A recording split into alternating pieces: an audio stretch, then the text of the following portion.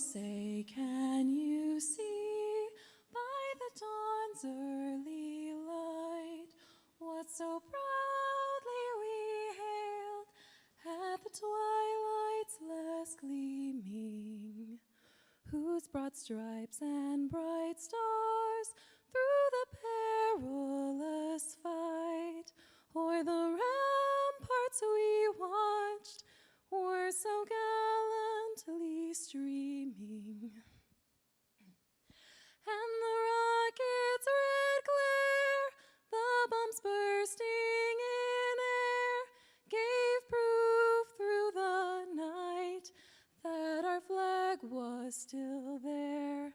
Oh, say, does that star-spangled banner yet wave o'er the land of the free and the home of the brave?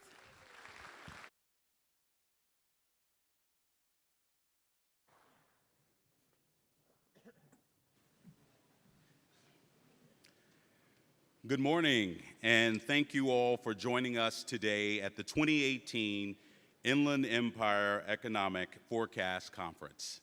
I'm Adrian Stevens, Senior Director of Development for UC Riverside School of Business. I'd like to welcome you all here today.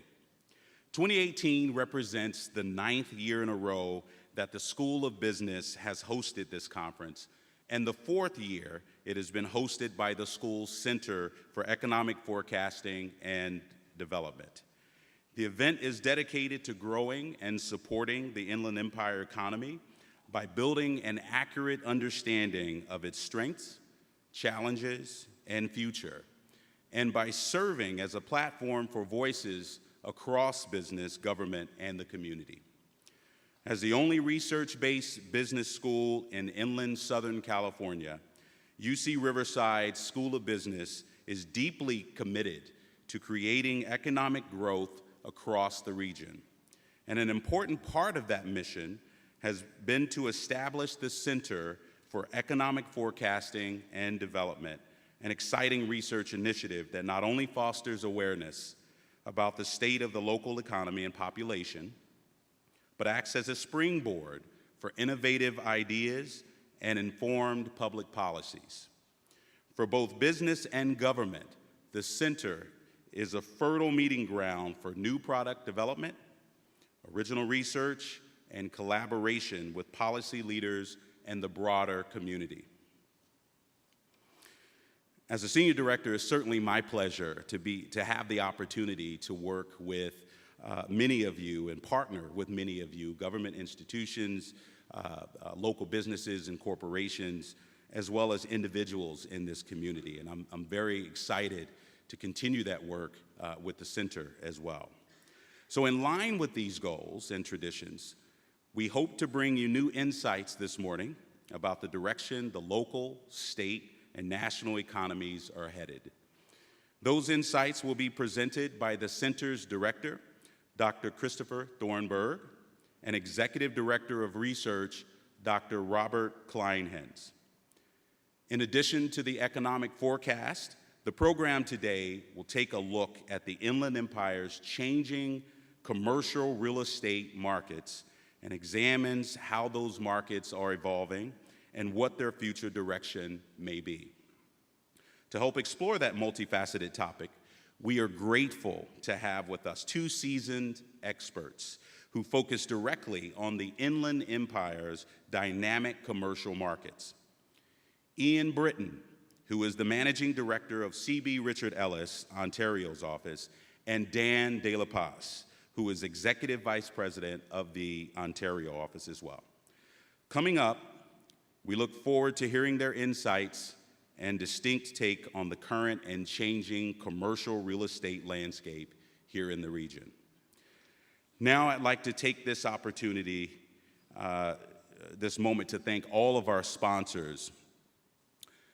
Their generosity has made this annual conference possible every year after year. We're happy to announce both new sponsorship partners as well as returning sponsors as well.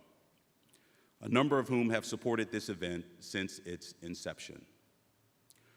Bronze level sponsors this year include first-time supporters C.B. Richard Ellis, the City of Ontario Economic Development Agency, EGA Homes, Edie & Payne, KPC Group. Welcome and thank you for joining us. And thank you to returning bronze sponsors. Provident Bank, who has been with the event for 8 years, and the City of Riverside Public Utilities, now at 9 years. Thank you to our silver sponsors, Bank of America, who has sponsored 6 times in the past, and we're very happy to have back. West Valley National Bank, who we are extremely pleased to have join us for the first time this year. Among our media sponsors, we thank the Empire Network, KVCR, and Cola FM, both of whom are supporting the conference for the 2nd year in a row. We also thank returning media sponsor, the Southern California News Group, Press Enterprise, now in their 8th year of sponsorship. And thank you to our gold sponsors, Wells Fargo, who sponsored the event twice in previous years at various levels, SolarMax Technology, now in their 6th year of sponsorship, and Pacific Premier Bank, now at 8 years. We'd like to take a moment to acknowledge that Pacific Premier Bank is in the 3rd year of a 3-year partnership that supports the conference. Their generosity is deeply appreciated, and we look forward to their continued involvement with the center and the school. Finally, a big thank you to platinum sponsor, the Riverside County Economic Development Agency. They've supported the school at least over 20 years with an increased level of support that we are deeply appreciative. Thank you one and all for your continued commitment to the school, the center, and the economic success of the entire region. In addition to the sponsors, I want to thank the many affiliate partners that supported today's conference by promoting it to their contacts and their members. Affiliates play an important role in effectively marketing the event across the state and the region. This year's list of affiliates can be viewed in its entirety on the event placard set up in the registration area. With that, I would now like to ask the Dean of the UC Riverside School of Business, Dr. Yunzhang Wang, to please come up and say a few words. An internationally known scholar, Dean Wang was named Permanent Dean of the UCR School of Business in 2014. He is also a Distinguished Scholar in Supply Chain Management and Professor of Finance and Management Sciences at UC Riverside. He's been on the faculty since 2008 and served previously as Associate Dean of Academic Programs. Please welcome Yunzhang Wang.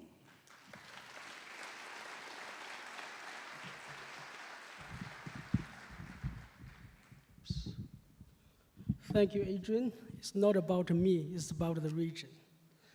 Thank you, everyone, for attending this year's Inland Empire Economic Forecasting Conference. Of course, I would like to thank the many sponsors who help make this conference possible each year for the last 9 years. As Adrian noted, we have very long-standing regional supporters who we are very grateful for. And this year, we have several new partners who help us reach our record for financial support and sponsorship at today's conference.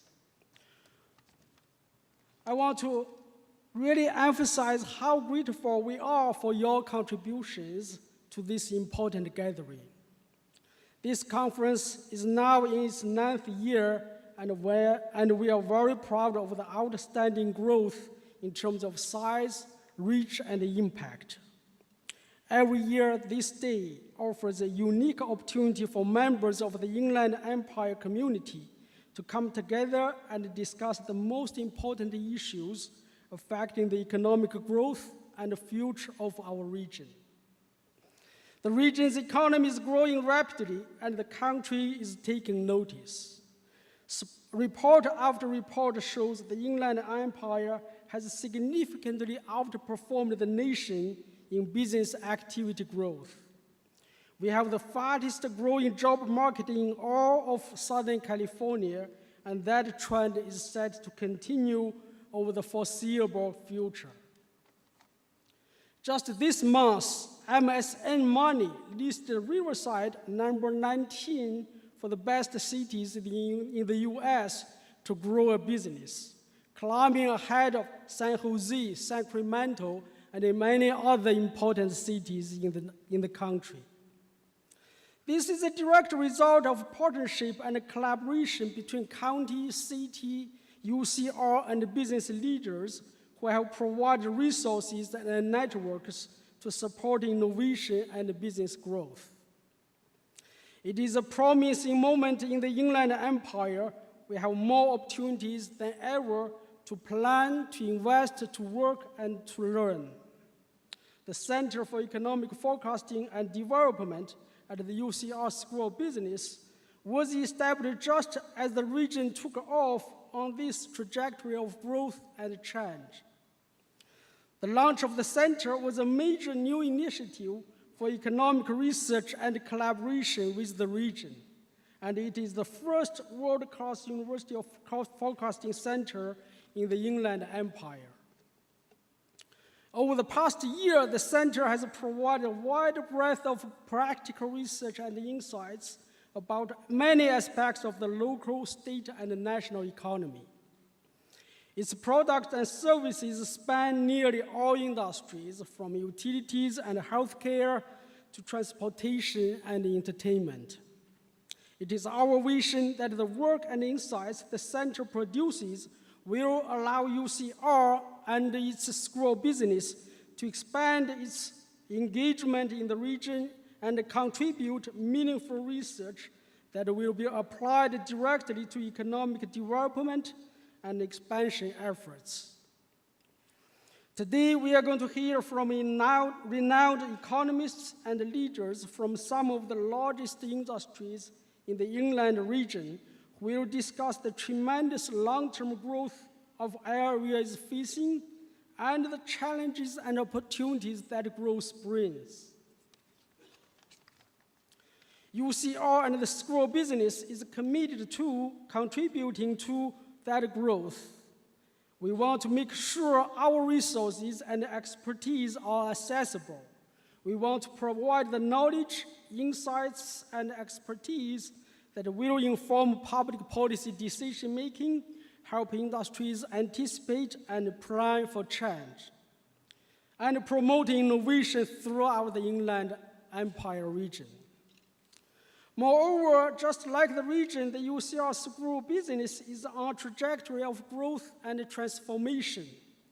With over 70% of our alumni staying in Southern California upon graduation, the UCR School of Business is developing the human capital that drives the region's economic growth and vitality. We will continue to strengthen our partnership with the region, and we look forward to what lies ahead. Thank you.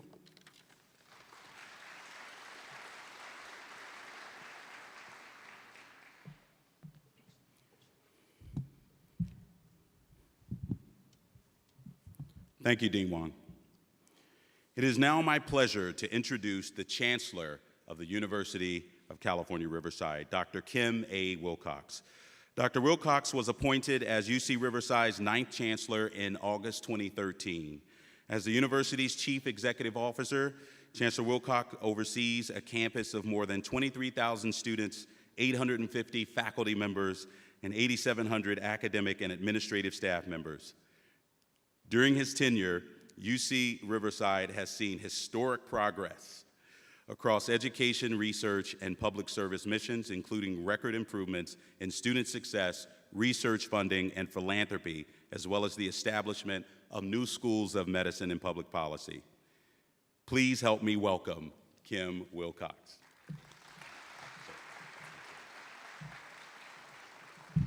Thanks, Adrian. Welcome, everyone. And thanks for being here. And of course, thanks again to the sponsors. Without you, this would not be possible. Forecasting. Forecasting, you'll hear today about rates of anticipated growth and rates of decline and pace and speed and things. All of it's about time in one way or another. We're all thinking about a frame of time, a period looking out. In our society, in most of human society, we think about a decimal system. We think about units of time as decades and centuries. 10 years become quite important to us. I was just in China celebrating the 60th anniversary of one university and the 90th anniversary of another university. In China, 60 is a magical age because it's seen as one lifespan. Now, it's a little unsettling when you're 64, but nonetheless, it's one lifespan. So there's a sense in every culture about what the units of time, the important units of time should be. And again, here we rely very heavily on this notion of centuries and decades. So we talk about the 20th century or what's happened since the turn of the century, or the 20s and the 30s and the 40s and the 50s and so forth. But we also mark time in terms of big events, natural disasters, cataclysms of one kind or another, changes in political administrations, or financial events, the Great Depression of the 20th century, the Great Recession of the 21st century. So today, here in the 2018, we find ourselves 10 years or a decade away from a major financial event, the Great Recession of the 2000s, 10 years. And so it's a good time to look back on what has happened, good and bad, since that financial marker, and to start to think ahead of what the next 10 years should look like from that point in time, so that future individuals sitting in these chairs will talk about what happened in the first 10 years after 2008, the second 10 years after 2008, the third 10 years, and so forth.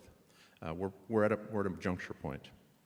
And it's particularly exciting to be at this juncture point with some of the talent that we have here in Riverside, throughout the community and, of course, on our campus. The director of the Economic Forecast and Development Center is Chris Thornburg. Now, Chris actually was one of those few who predicted in 2007 that the market was going to crash in December. So he understands the importance of looking ahead, and he was there at the time, 10 years ago, that began this epoch for us. But before I introduce Chris, I want to stop a minute and remind everybody the name of the center. This is not the Economic Forecasting Center. It's the Economic Forecast and Development Center.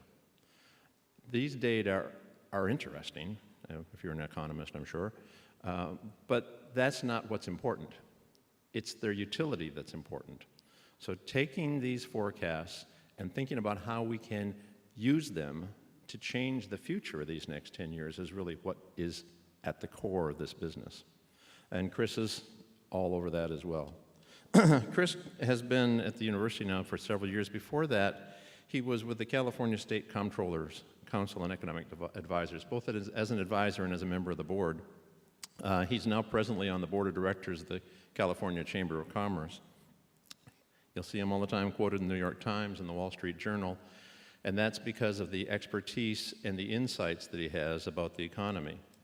And now that he's here at UCR and focused largely on the Inland Empire, we've got that nationalist perspective drilling down on where we are today, but more importantly, where we're going to be in the future, this whole notion of development. So it's my honor to introduce to you the director of the Economic Forecast and Development Center, Dr. Chris Thornburg.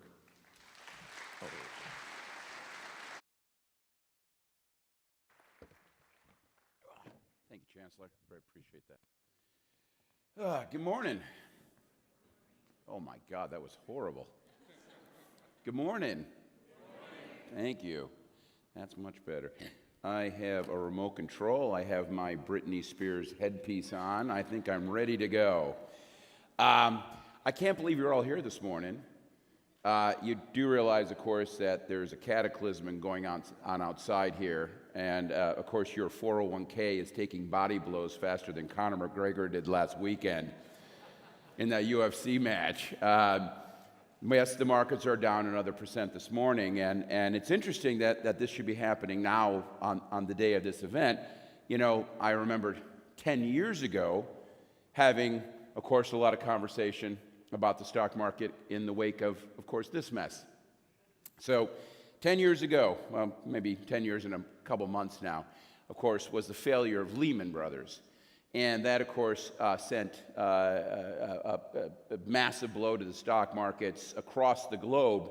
And in many ways, we look back on this and sort of remember this as, if you will, the peak of the Great Recession. And it was funny because on this anniversary, looking back, you know, over 10 years and thinking about this, I actually went back to some of my old slides back in the day, back in the presentations I was doing in 2008 and 2009. And this is some clips I grabbed from back then.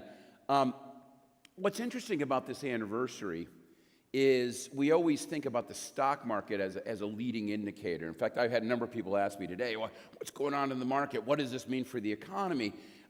Is this, you know, the beginning of the end? Is this expansion finally coming to a close? And it's funny because it's worth noting that the Great Recession did not start in August of 2008. It started in December of 2007, folks. Now, mind you, that start point was determined by the MBER, and they tend to do it a couple years afterwards. But even, I remember, in July of that year, I was debating other economists about whether or not we were actually in a recession. Now, for me, making that call, looking back on things, it was pretty obvious. In fact, we got to remember that recessions just don't occur. They occur for a reason. There's some reason that the economy goes into this period of time that we call a recession. It's driven by a large negative shock to the system, a shock that has to be, like I said, large, it has to be rapid, and it has to be sustained. Looking for a recession is really looking for where that shock could come from, and the best place to look is major imbalances inside your economy. Well, back in 2006, the writing was on the wall. We had enormous balances in our economy. The big three: housing, finance, and the consumer. Housing, not only was, of course, there a major bubble going on, the accumulation of tons of bad mortgage debt, but also the nation was vastly overbuilding its housing supply. On the finance side, of course, all that mortgage debt was being packaged up and sold off to unsuspecting investors by the investment banks, including Lehman Brothers. And it's also worth noting, it wasn't just that Lehman Brothers was selling off bad debt to unsuspecting investors. They themselves had leveraged up. They themselves had taken their outsized profits driven off really what, in hindsight, looks a lot like fraud, and they made those profits even larger by borrowing a bunch of money themselves. And then, of course, last but not least, there was you and me, the American consumer, people who felt rich because their home was worth so much, and their cat could get a mortgage loan, for God's sake, right?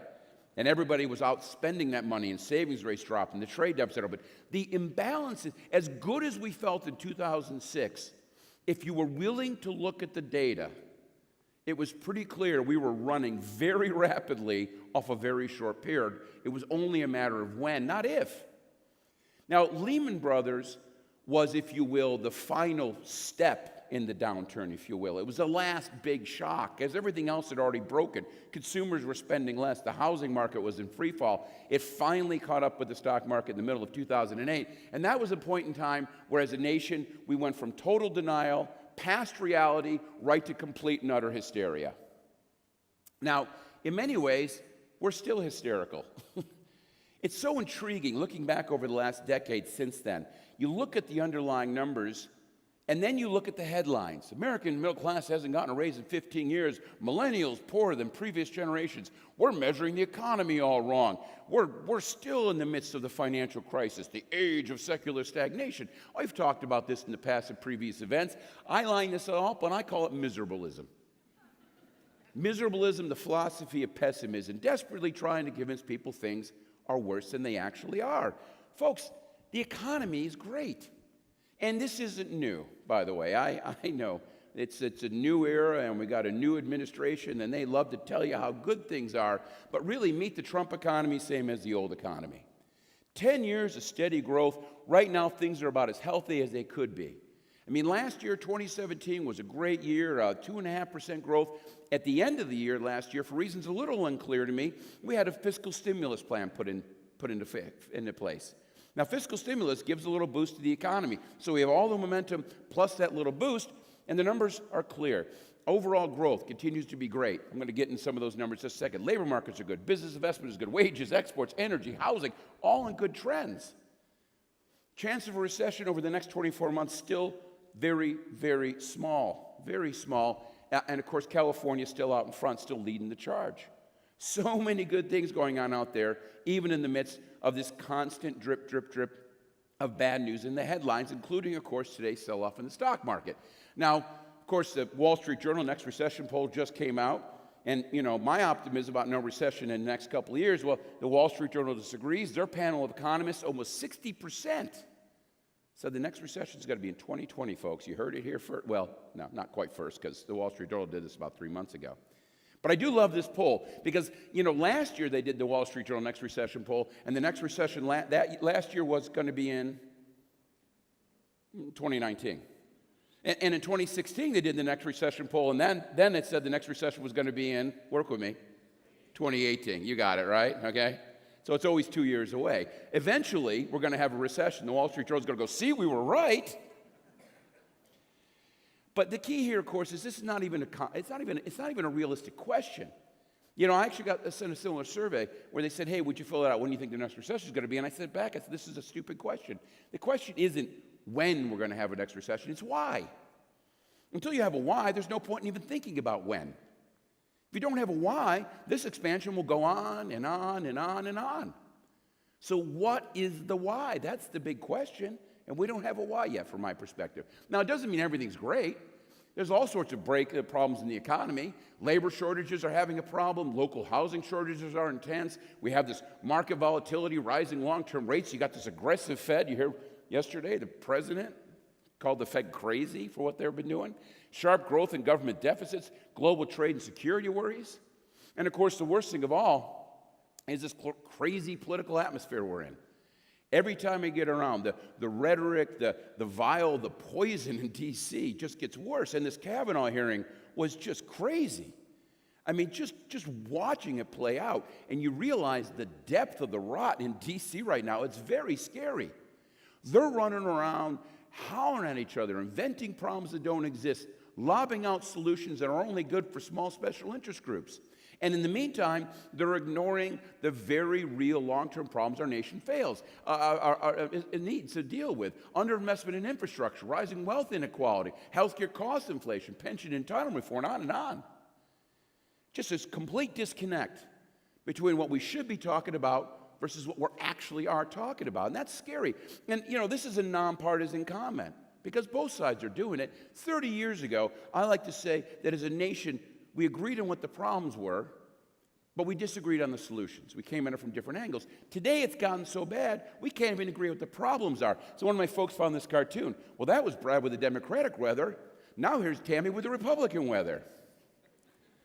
No, it doesn't work like that. You got to have honest conversations about the economy, and that's what we're going to try to do today. So get right into it. GDP growth. Great number, 4.2% growth in the second quarter of this year, almost back to 3% growth year on year. By the way, no, this is not unique. We saw a similar growth surge back in 2014 before we had the commodity bump. So things are heading forward on a nice steady basis. Q3 looks to be about 4%, another solid quarter. Looks like we're going to end up in the 3.5% growth for this year, which of course is predicated on the 2.5% we were in, plus this big boost coming from the fiscal stimulus. Of where the spending came from, three big things happening right now. Consumer spending is really pushing the economy forward. We had a weak first quarter. They added 2.7% in the second quarter, probably a little about 2.3% in the third quarter. Consumers are doing great. Government spending, of course, is picking up. Sorry, I'm having some problems with remote control. Government spending is picking up as well, of course, because of the big spending package that was put into place at the end of last year. And, of course, business investment. Someone help me out here on the computer. Can you get rid of my screen, please? Do we have a computer person back there?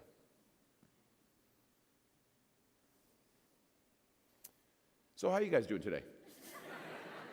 Everybody well? Good, good. I'm glad to hear that. Do we have anybody on the computer? Thank you. Okay. Of course, fixed investment also doing pretty well at this particular point in time. Well, let's start a little bit with the consumer, because the strong growth in the second quarter and a little bit of the third quarter is a catch-up after the very first quarter. But overall, year-on-year spending is running in about the 2.6 to 2.7% range. And, you know, Americans are two-thirds the U.S. economy. If the American consumer is healthy, the U.S. economy can chug through a whole bunch of problems, and they are healthy. Take, for example, debt-to-income ratios. Still quite low at this particular point in time after the big deleveraging going on. You know, last year I was a little worried about savings rate. Well, at the beginning of this year, we had some GDP revisions. One of the big revisions was to income. The income numbers apparently were higher than they anticipated, and now the savings rate turns out it's been running about 7%, which is not only a heck of a lot better than 2005, but it was even better than 2001. Very good numbers there, to say the least. A financial obligations ratio, the percent of household income necessary to pay your financial obligations, still running at a near record low level. Mortgage credit still relatively tight. The kind of quality borrower out there is very good compared to, again, even 2001. You look at various sorts of other credit markets, whether it's a newly delinquent, 30-day delinquent, nothing suggests any kind of problems out there. In fact, very solid markets there. Good, solid numbers. Housing, very similar sort of picture, about a 6.5%, 7% year-on-year growth in home prices. Month supply of home are still very tight, almost record tight, about 4 months supply. Now, a little bit of a slowdown in sales recently, a little bit of slowdowns in sales, not surprising since interest rates have been drifting up. And as a result of that, the inventory went from a record low level of 3.7 months to about 4 months, but still way down there, right? Now, what was the headline that came out of the recently about the housing market? I love this. Housing market showing signs of cracking. Ah! Really? I mean, this is the craziness you see in the press on a day-to-day basis. It's so out of touch with the underlying numbers. This is an incredibly healthy market, not just from a mortgage debt perspective, not just from a price perspective, but even from a construction standpoint. A lot of folks are out there wringing their hands and worried about the fact that housing starts are seemingly stuck at this 1.2 million. But you got to remember, population growth is pretty slow right now. How many new housing units do we actually need per year? You know, back in the middle part of last decade when they were building tons of homes, you were talking over 2 million. But relative to population growth, we had vastly more housing starts than we did new households to fill them up. When the Great Recession hit, we had this huge excess supply. 1.2 million units is just about right. It's the Goldilocks zone. It's exactly what we're supposed to be building. There's nothing to worry about in that particular number. Housing is doing exactly what housing should be doing right now, and we should be glad for that. Ownership rates actually starting to drift up, and guess who's buying new homes? Younger folks, people under the age of 45 are actually starting to buy. So the millennials are actually kicking in, finally starting to buy homes. Good news there on that particular front.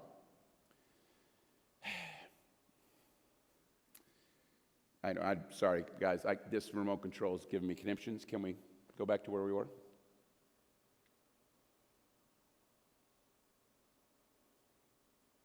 Can you forward me a little bit? Keep going. Yeah, go more. Sorry. Keep going. I'll tell you when to stop. One more. Keep going. Good. Good. Keep going. I got a lot of animation. My apologies. Here we go. Almost there. And one more. One more. Beautiful. Stop right there. All right. Even interest rates. Yes, interest rates are dropping up. You know what set off the panic here, of course, is that mortgage rates briefly touched 5% before they drop back down again. But remember, once you account for incomes and low interest rates, housing is still actually relatively affordable in the U.S. economy. It's not overpriced by any stretch of the imagination. So even here, there's not any major stress out there on the economy. Labor markets, of course, continue to chug forward. A little bit of growth in overall supply, about 1.7%. Hot markets right now, mining on fire. Lots of new oil production up 9%. Construction growing 4%. Logistics nationally up 3.3%. Administrative professional. Good solid numbers here across the board in terms of growth. Biggest problem in the labor markets today, despite the fact that we continue to talk about jobs, it's a lack of workers. Right now, the job openings rate in the U.S. economy is about 4.3%. To put that in context, the unemployment rate's 3.9%. If every person looking for a job took one of those job openings, we would still have leftover job openings. Since they started this survey 20 years ago, we've never seen this. We have a massive housing shortage, and of course, one of the results of that is wages are rising. This, again, gets into one of those constant, nonsensical, drip, drip negative headlines. Americans haven't gotten raises forever. Of course they have. Now, the data you see in the month-to-month labor statistics, it doesn't paint a very good picture because the data has problems. Understand your data. That's the first thing I tell my economists when they're doing anything. When you're looking at the numbers, how are they made? What is the sample? What are the issues with the data? The data coming out of the BLS on a month-to-month basis is not inflation adjusted. It has some top-coding problems. It doesn't adjust for the fact that high-paid boomers are retiring en masse right now. Once you correct for all that, you get some better data. You can get that from the Atlanta Fed. It's called the Wage Tracker. And that shows average wages growing 3.5%, median wages growing about 2% in real terms. These are good, solid numbers. And even these numbers, to be honest with you, underrepresent things. Here's one of my favorite stupid statistics. Real median income for males. People talk about this all the time. And you can download this data from the census. And it does tell a disturbing picture. In real terms, according to the data, median incomes for a male worker in the U.S. economy hit $40,000 in 1973, and today it's $41,000. The suggestion here, just stop for a second and think about this. Wow, the average American male worker has seen no increase in the quality of their life for over 45 years. Now, does that even smell right? Does that seem right in any way, shape, or form? And the answer, oopsie. That's not very nice. What do you got here? All right. Jeez. Okay. Having all sorts of technical difficulties up here today. Problem here, of course, is that doesn't make any sense at all. And it doesn't because, you got to remember, inflation numbers, they're very good at measuring price changes in what we call the market economy. But as a measure of quality of life, they're horrible. You can't look at this data and think it's real in any straight. Take some of these statistics. In 1973, the average life expectancy for a male was 67 years. Today, it's 76 years. Nowhere is that counted in quality of life numbers. Infant mortality is 1.75%. Today, it's 0.5%. That's not included in any of those numbers. Crime rates, 4.15% down to 2.8%. By the way, if you look at violent crime rates, despite all the shootings, violent crime rates are down even more. There's been enormous increases in quality of life. Here's some other ways life is better today. I mean, think of this. Here's a cell phone today, okay? Here's a cell phone in 1973.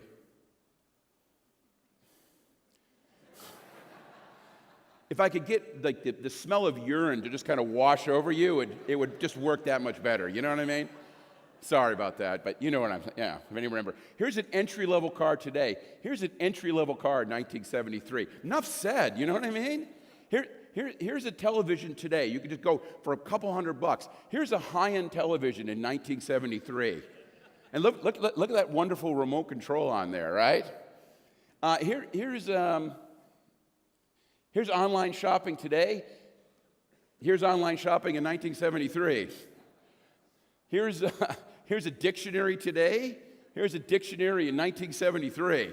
Remember Funk and Wagnall, one month, one book, right? What else is there? Here's John Travolta today. Here's John Travolta in 1973. All right, we'll give 1970 that to 1973, right? But everything else is better, right? It doesn't make any sense. It's just funny. Now, you say, well, what about inequality? But even here, you got to remember, inequality, as we're measuring it at some level, is inequality based on some of these gross income numbers, which aren't very good. If you look at after taxes and transfers, it turns out inequality is not growing as rapidly as we once thought, and in fact is much lower once you look at the numbers in an appropriate way. Income inequality isn't that big of a deal, despite all the emphasis. What is a big deal on it is, of course, wealth inequality. That's what should be panicked. Right now, according to the 2016 numbers, the top 1% of Americans own 40% of all wealth in the U.S. This is a massive problem. But no one's talking about this. We're too busy running around talking about $15 an hour minimum wages at the national level. That's not going to fix this problem. You got to have whole sets of changes in our tax system to fix this problem, which is a real problem. And where's all this new wealth occurring? Everybody keeps talking about how bad the millennials have it. Millennials are okay. On average, your average millennial has the same wealth today as someone of that age group did back in 1989. The real winners is not just the top 1%, but it's all the retired folks. Look at the massive, the average wealth for people 65 to 75 has doubled since 1989. For 75 and above, it's doubled since 1989. Boomers are retiring with more money than ever before, which begs the question, why every time we turn around do the boomers ask for more handouts for their retirement years? Robert will tell us that when he comes up after here. Robert's our in-house boomer. He'll be explaining himself. Which, of course, brings me to Prop 5, because there's a lot of propositions on this year's ballot. Prop 5, of course, allows for the expansion of Prop 13. Now, you know, if you stay in your house, your property taxes never change. What a wonderful gift for boomers in their latter years of their life who bought their home 20, 30 years ago, who are paying 10% of taxes of the people around them. But now, if Prop 5 passes, you're going to be able to take that tax benefit and move it from county to county. Now, the argument here is this is going to help the housing supply problem, which makes no sense whatsoever. Moving pieces around the board doesn't increase the number of pieces, folks. But what it does do is it extends a benefit for boomers in the world where boomers already have so many benefits coming to them. I will let you decide what you want to vote on this proposition. But for me, it's like, come on, enough is enough. Let's move on. The big problem, of course, is workforce growth or lack thereof, about less than 1% right now. Participation rates overall haven't started to rise. But again, this is a demographic issue. Remember, it all boils down to the boomers yet again. Boomers are the center of so much happening in our economy today. And what's most important about boomers is to understand kind of demographic history. Here's how it worked. Every boomer was raised, this is very scientific, every boomer was raised in a household of approximately 17.2 kids. Their parents had no idea what their name was. As a result of that, they were so traumatized, all boomers went out and had 1.3 kids, which they excessively overparented, thus giving us the millennials. Now, from a psychological standpoint, we see how that works, but from a demographic standpoint, what it means is our population pyramid turned very rapidly into a population column. Millennials are the biggest generation, but they're only the biggest in as much as they're about 2% to 3% larger than the boomers. What that means, of course, is now that the boomers are starting to retire, you have basically very few people moving into the workforce to take those positions. And the growth of people 25 to 54 in their prime working years, that has been basically zero for the last 7 or 8 years. We have a giant worker shortage in this nation, which is why last year, of course, the Congressional Budget Office put out a survey and said, how do you make the economy grow faster? And they said, hey, what you got to do is increase immigration for more workers to move here.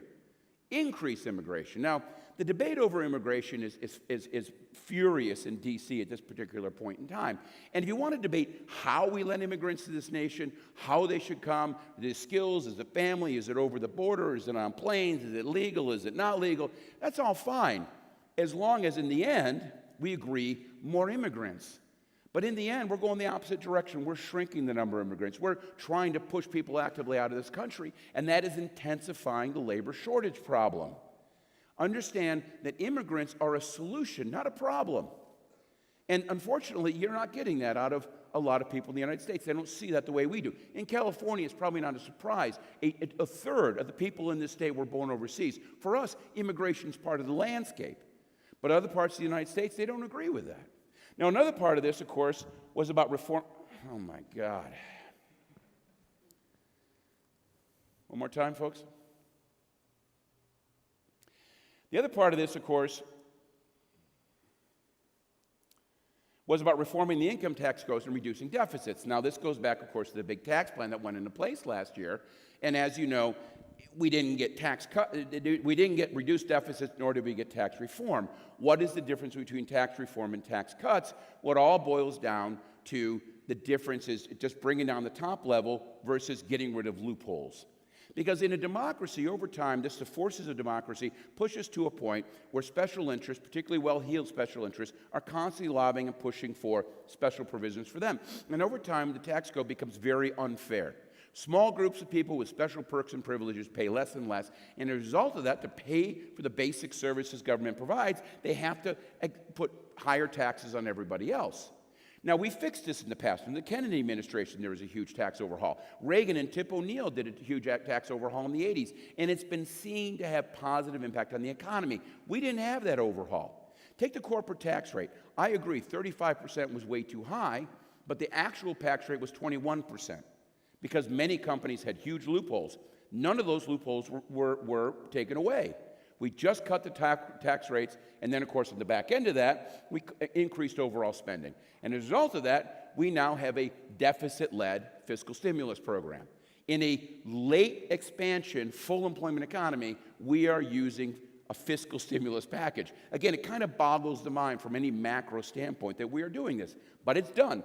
And you can see the numbers. First 2 quarters of the year, we're running well over $1 trillion in borrowing. By the end of the year, probably $1.2 trillion in new federal debt. Compare that to the last few years where it was about $700 trillion. So you're talking, I'm sorry, $700 billion. So you're talking somewhere on the order of an increase of about 40%. And this is, of course, in the face, yet again, of the retiring boomer generation. Right now, there are 46 million retired people in the United States. Because of boomers retiring, that's going to go from 46 to 77 million people in the next 20 years. That's going to take the share of spending on Medicare from 18 to 19% of federal revenues today, 19% today, to well over 40% in 20 years. We have a massive fiscal crisis coming down the pike at us, and we've seen fit simply to turn around and expand the deficit today, as opposed to dealing with the long-term challenges. Now, is this an immediate crisis? The answer is no. Because again, we've gone from about $10 trillion in new debt over the next decade to $13 trillion. We've gone from increasing, say, net debt to GDP. Right now it's 70%. At the end of the decade, it'll be about 90%. So immediate crisis, no. Long-term crisis, enormous, and we're not even talking about it. But remember, fiscal stimulus, it feels good today, it's borrowing from the future. We're intensifying those future problems, something we all need to pay attention to, which of course brings me to trade. Because, you know, it's interesting. The trade deficit has absolutely been widening, but this is a direct consequence of that fiscal stimulus package.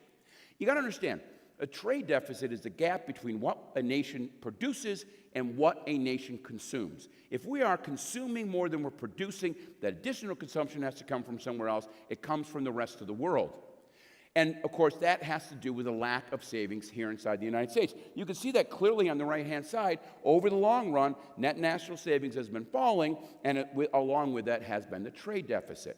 If you want to get the trade deficit closed, you have to reduce consumption and increase production. That is how you get it to close. Now, we're not doing that. Quite the opposite. The fiscal stimulus package, spending more, taxing less, is encouraging excessive consumption.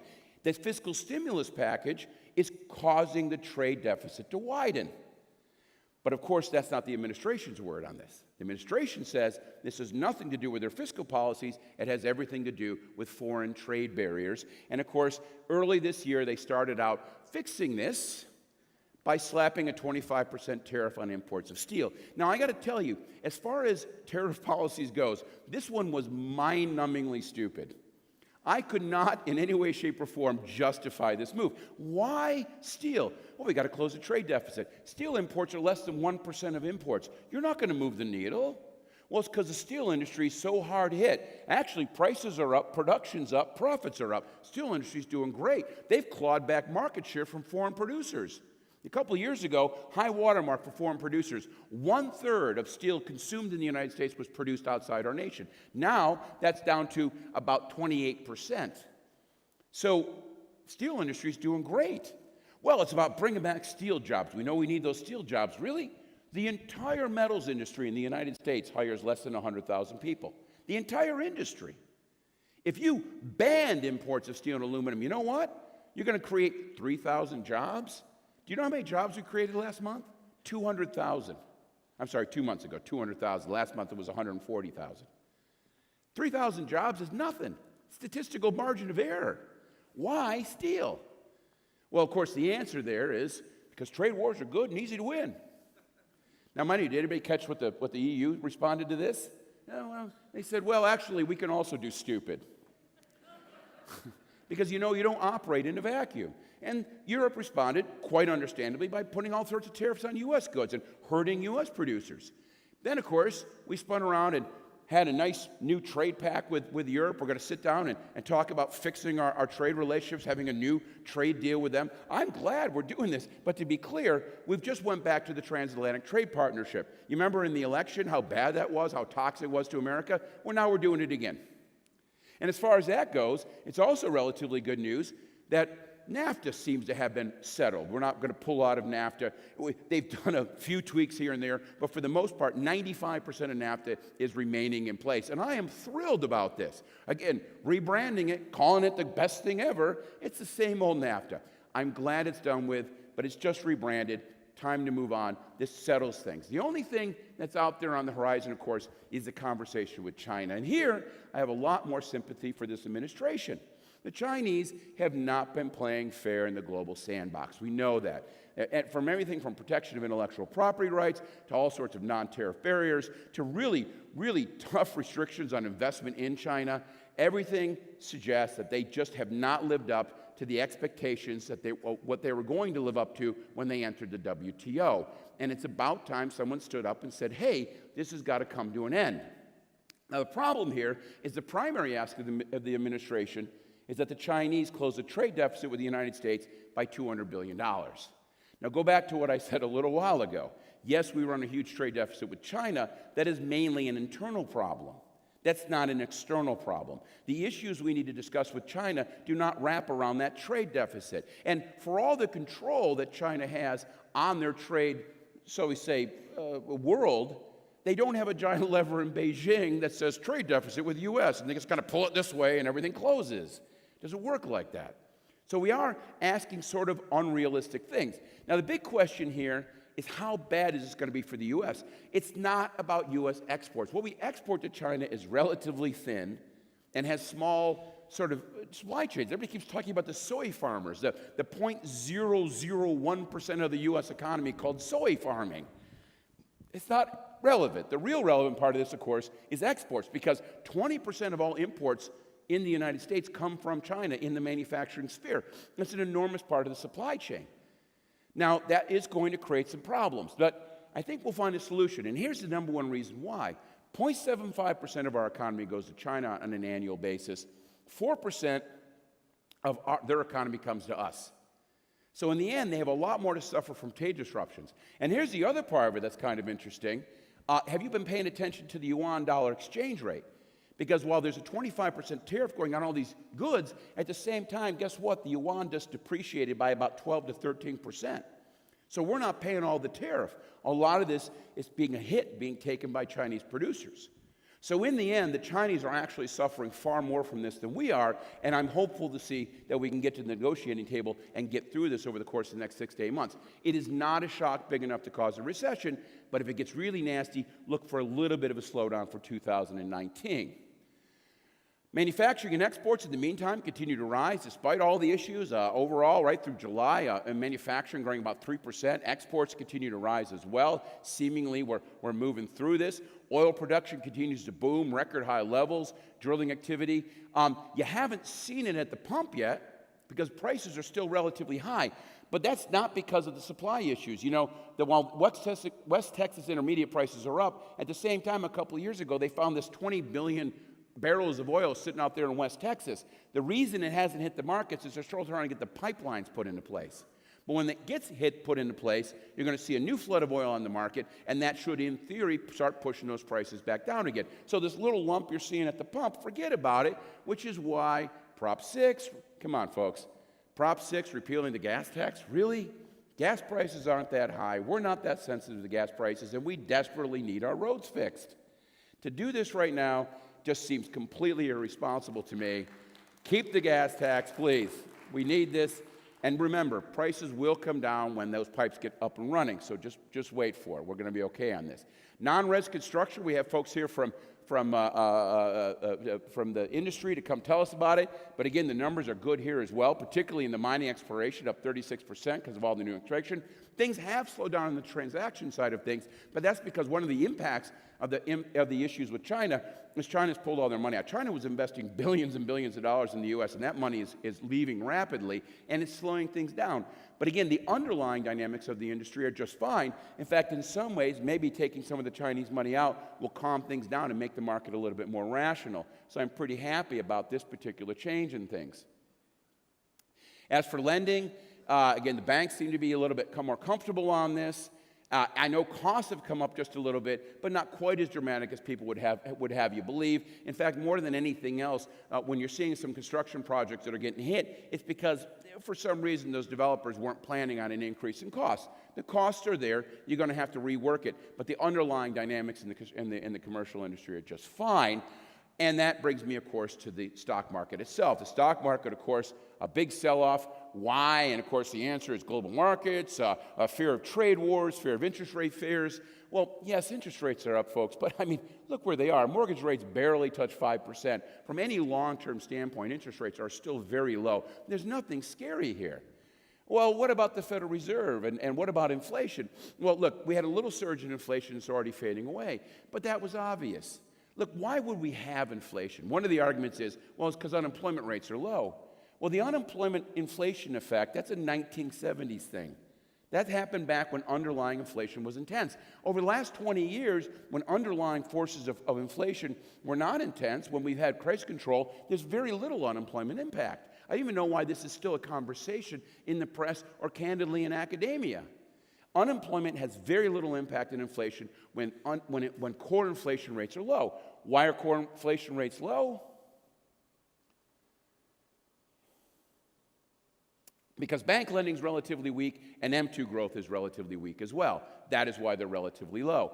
There's no reason to fear in any way, shape, or form inflation, which of course begs the question, why is the Federal Reserve raising rates?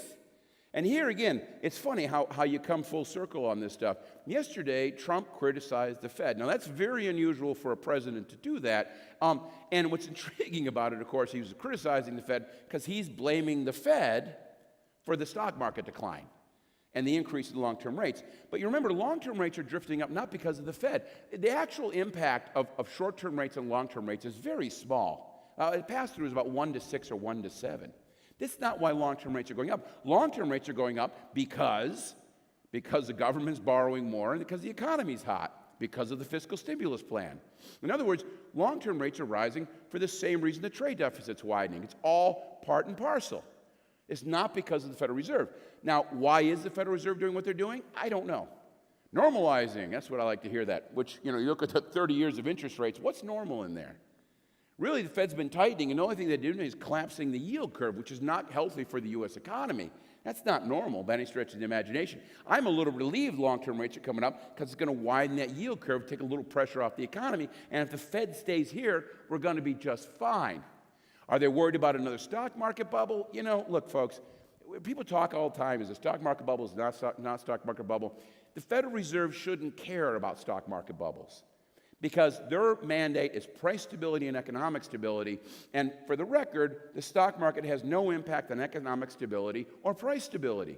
So it shouldn't even be part of the conversation. And if they're worried about a stock market bubble, why are they talking about making life easier for the big investment banks?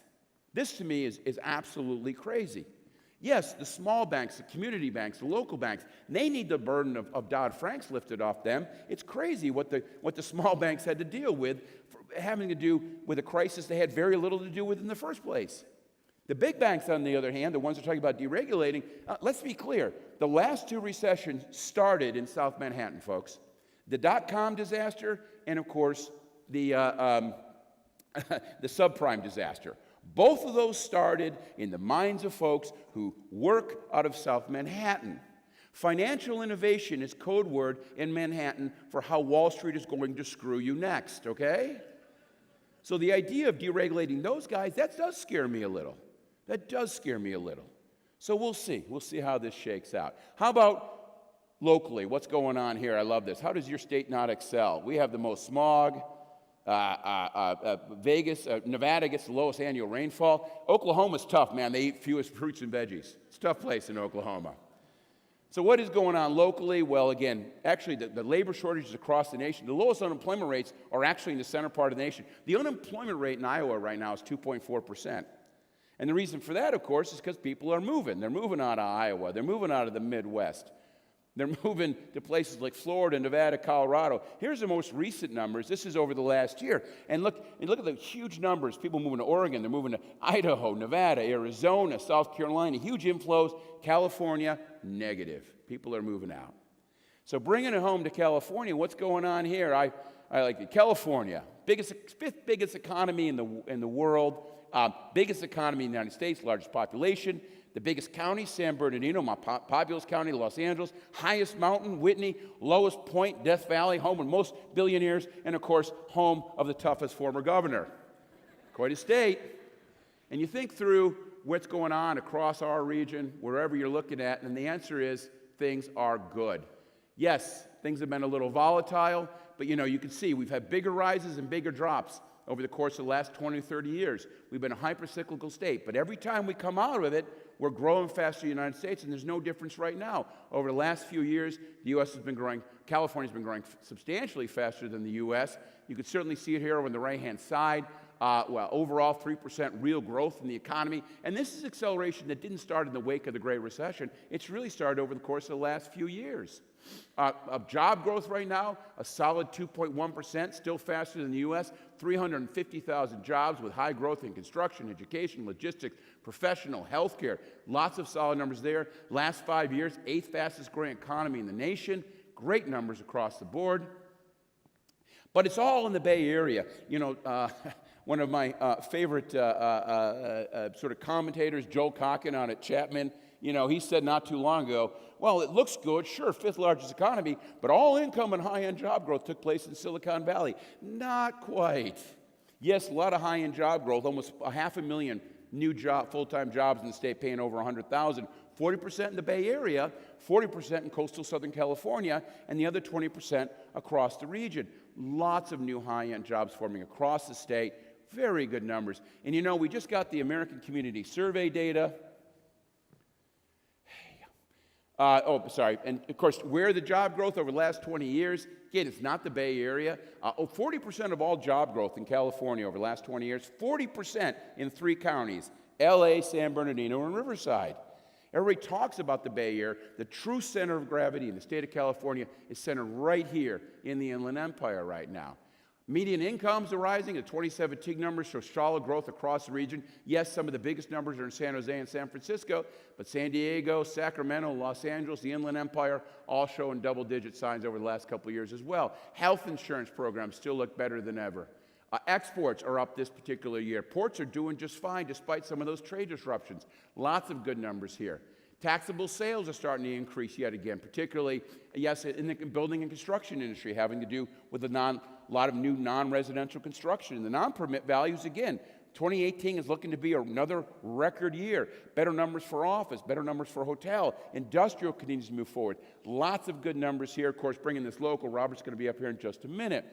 Income taxes, well, you're going to have a new governor. You're going to have a new governor starting next year, and this governor is going to come in with a wonderful, wonderful budget to play with. Huge, every year we're having way more than the Department of Finance is expecting, and figuring out what to do with that money has been one of the most fun hobbies in Sacramento right now. But remember, the personal income tax is now almost 70% of all general funds because of Prop 30 and Prop 50. It's a highly progressive tax system, and because it's highly progressive, it's highly volatile. Every time you turn around, Jerry Brown keeps talking about a next recession. He's not saying that because he thinks there's going to be another recession. He's saying it because he knows when we do have another recession, even if it's mild, we're going to see a disaster, a fiscal disaster in Sacramento. So keep an eye out for it. Feels good now, but the next time around, it's going to be a big problem. Now, there has been a slowdown in job growth. While 2% is still better than the nation, it's weaker than the 3% we saw before. And, of course, this is not a function of any problems in the economy. It's a function of a lack of labor supply. You look at the numbers, unemployment in the state of California is at a record low level. Unemployment in Southern California is at a record low level. Never has there been so few people out there looking for jobs in the midst of a really highly competitive labor market. Typically, this would bring people into the state, but not this time. Total net migration, including international, is about 0.25%, and this, of course, goes back to housing and housing prices. Prices continue to go up. It's not a bubble. Look at the mortgage numbers. Look at the pace of building. It's not a bubble. This is not 2007. This is a true housing shortage, and we know that just by looking at the numbers. To maintain 2% job growth in this state, you need 210 to 260,000 building permits per year. Right now, we're running 120 to 125,000, half of what we need. Which brings me to a few more propositions out there. And oh, by the way, something else I want to talk about in terms of demographic time bombs. You know, this is some forecast by age from 2010 to 2015 for the state. And over here on the right is the support ratio, the ratio of retired to, of course, working age people. And you can see the huge explosion in retired people in this state. And remember, retired people live in homes too. You think the housing shortage has having an impact on the labor markets now. Wait 5 to 6 years when all these boomers leave the labor market but don't move out of their house. So the housing crunch is going to become even more intense again as a result of this demographic bulge moving into retirement. Now, we have had some things done. SB 35, SB 828 have been some positive moves. SB 35 says if a local community is not compliant with arena standards, then you can go ahead and move around local control. We see this playing out up in Cupertino where Valco is suing, basically not suing, but they've applied to the state to move around local regulators who've been forestalling the redevelopment of that collapsed mall for a decade now. They want to move beyond local control, build it because of SB 35. SB 828 makes those RENA standards that much more stiffer. Again, all good. Now, what else? Well, one of the propositions is the affordable housing bond. Now, listen, I got no problem with affordable housing. I understand that. But you got to remember, we're short 100,000 units per year. The government will never, ever, ever be able to make up that supply with government-subsidized construction. It can never happen. There's not enough money. So I'm sure this is going to pass. It's well-meaning. It doesn't move the needle. You got to free up the local markets to deal with that, and we're just not doing that. Now, one of the bits of good news here is one of the upsides of labor shortages is wages are going up in the state. They're going up the fastest for low-skilled workers because they're in tightest supply. And over here, median wage growth, look at the West, which is California, compared to the U.S. overall. Wages growing faster here in the state than almost any place else. Very good news. And one result of that is affordability is getting a little better. When you look at the share of households that are rent constrained, it's been falling over the last few years. Stop talking about affordability. It's not the issue. It's a supply issue, which, of course, brings me to Prop 10. Prop 10, of course, gets rid of Costa-Hawkins, which would allow more aggressive forms of rent control. Folks, it's not an affordability conversation. And overall, it's a supply conversation. Keeping rents down tells the market to build less, not more. It's the wrong direction to go. And by the way, for anybody who thinks that rent control helps low-income families, forget about it. Rent control actually hurts low-income families. Why? Because it encourages middle-income families to live in older housing units because it's such a screaming deal. And if you look at places in Santa Monica, if you look at places in Berkeley with some of the most rigid rent control in the state, guess what? It's not low-income families who are taking advantage of that rent control. It's middle-income families.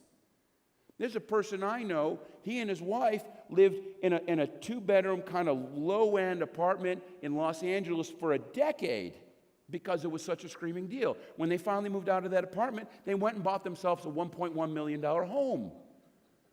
Who are we trying to help? If you want to help low-income people, this is not the way to do it. It's just not a functional way of doing it. So, the real problem is incentives. You really want to fix housing, make it so that local governments benefit from housing. Not too long ago, a city of El Segundo by the LAX said, we can't handle more housing. And they were honest. They said, I can't take more housing. My budget's a mess. Housing contributes 15% of my revenues. My residents account for 80% of my costs. I can't survive with more housing. And I appreciate that view. They're right. Now, mind you, if every city says this, which they do, no one builds housing, how are we going to have the businesses that do contribute to revenue? Who's going to work there? Take a step back. Figure out how to make it worthwhile for cities to have housing. One way is to get rid of Prop 13. Another way is to allocate tax revenues on the basis of population basis, not on the basis of where a big box store is. There are ways of doing this, but you've got to have the broader conversation. We're not doing that, which is a little bit of worrisome. So, wrapping up, I think it took a little extra time here, but the positives, it's good. GDP growth, 3% plus, straight revenues, great. Labor market's tight. Rising wages put pressure on profits. Exports, business investment, great. Inflation, interest rates, debt levels, everything's fine. And yes, I apologize for leaving Sonoma in there. I did a talk up there not too long ago. But the negatives, of course, labor shortages, going to be a more and more acute issue for employers here in the Inland Empire, across the state, across the nation. The Fed, well, they're talking about maybe tightening more. We'll see if they'll finally back off. But man, I don't like the flattening yield curve. This crazy market volatility, the federal deficit's widening, political uncertainties, critical policy uncertainties, and of course, last but not least, this sense of miserableism that continues to influence us. We think we live in tough times. We don't. We've never had it so good. Stop. Let's face the real problems and stop pretending things are tough right now. They're not. They're not. The great disconnect, you know? We live in a world where our politicians and our policy leaders talk about the number of jobs. They should be worried about the number of workers. They talk about who pays for health care. They need to be worried about what we're paying for. They talk about tax levels. They should worry about tax structure. They talk about income inequality. They should worry about wealth inequality. We talk about funded government liabilities. We need to worry about unfunded government liabilities. We talk about business investment. We need to worry about a lack of public investment. We worry about inflation. We should worry about slow bank lending. We worry about the cost of California housing. We need to worry about the supply of California housing. You know, I learned one thing a long time ago. If you don't ask the right question, you're never going to get the right answer. And we live in a world where no one is asking the right question. And it's really scary. It's scary. So, you know, turn off the weapons of mass distraction. Put aside the Twitter, the screaming headlines. Look at the data. Look at the analysis. See what's really happening. Open your eyes and look. Things are pretty damn good. Now, there's one other proposition I got to weigh in on, folks.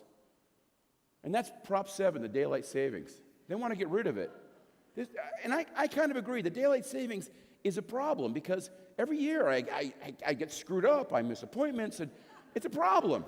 On the other hand, I really like light into the evening. Don't you like getting home when it's light, having a couple hours of work in the yard? So I want to propose Prop 7A. Prop 7A says we get rid of daylight savings, but just move California straight to Central Time, just 2 hours ahead. What do you think, right? We all get up in the dark, but I mean, the sun's not going to set till 9 o'clock at night. I think this is brilliant. Come on, really? Work with me here. All right, Anyway, moving on. Thank you very much. And with that, we're going to move it on to our host.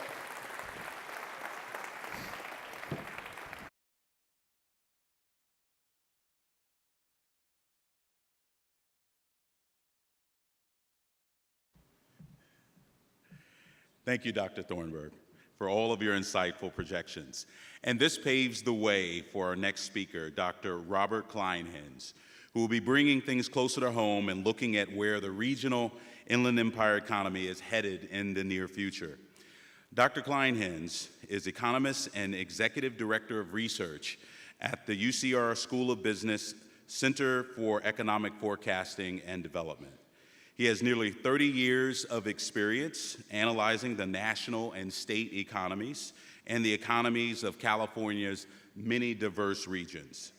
He served as chief economist at the Los Angeles County Economic Development Corporation, where he was a much sought after specialist for his deep knowledge of California's regions and its industries. Dr. Kleinhens holds a PhD in economics from the University of Southern California. Please welcome Robert Kleinhens.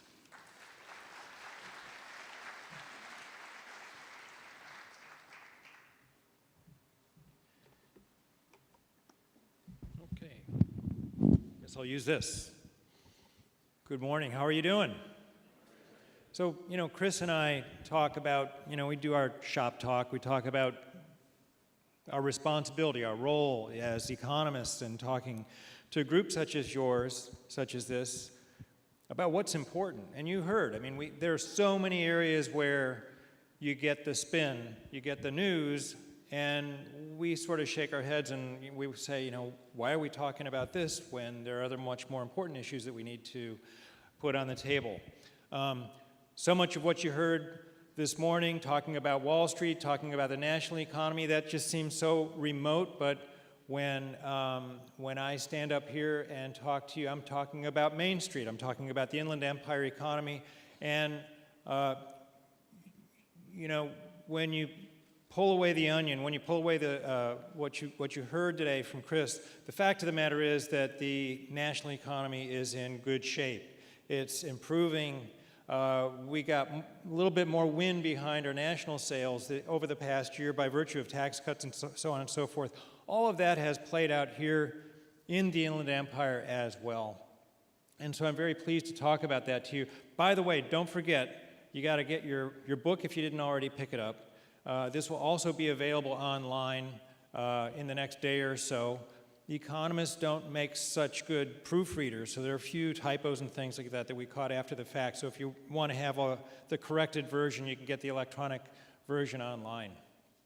Okay, so I'm here to talk about today's Inland Empire, and this works. This is good. This is really good. Okay. You heard about the fact that 10 years ago, we had so much upheaval. We had the Great Recession, the financial crisis, the mortgage meltdown.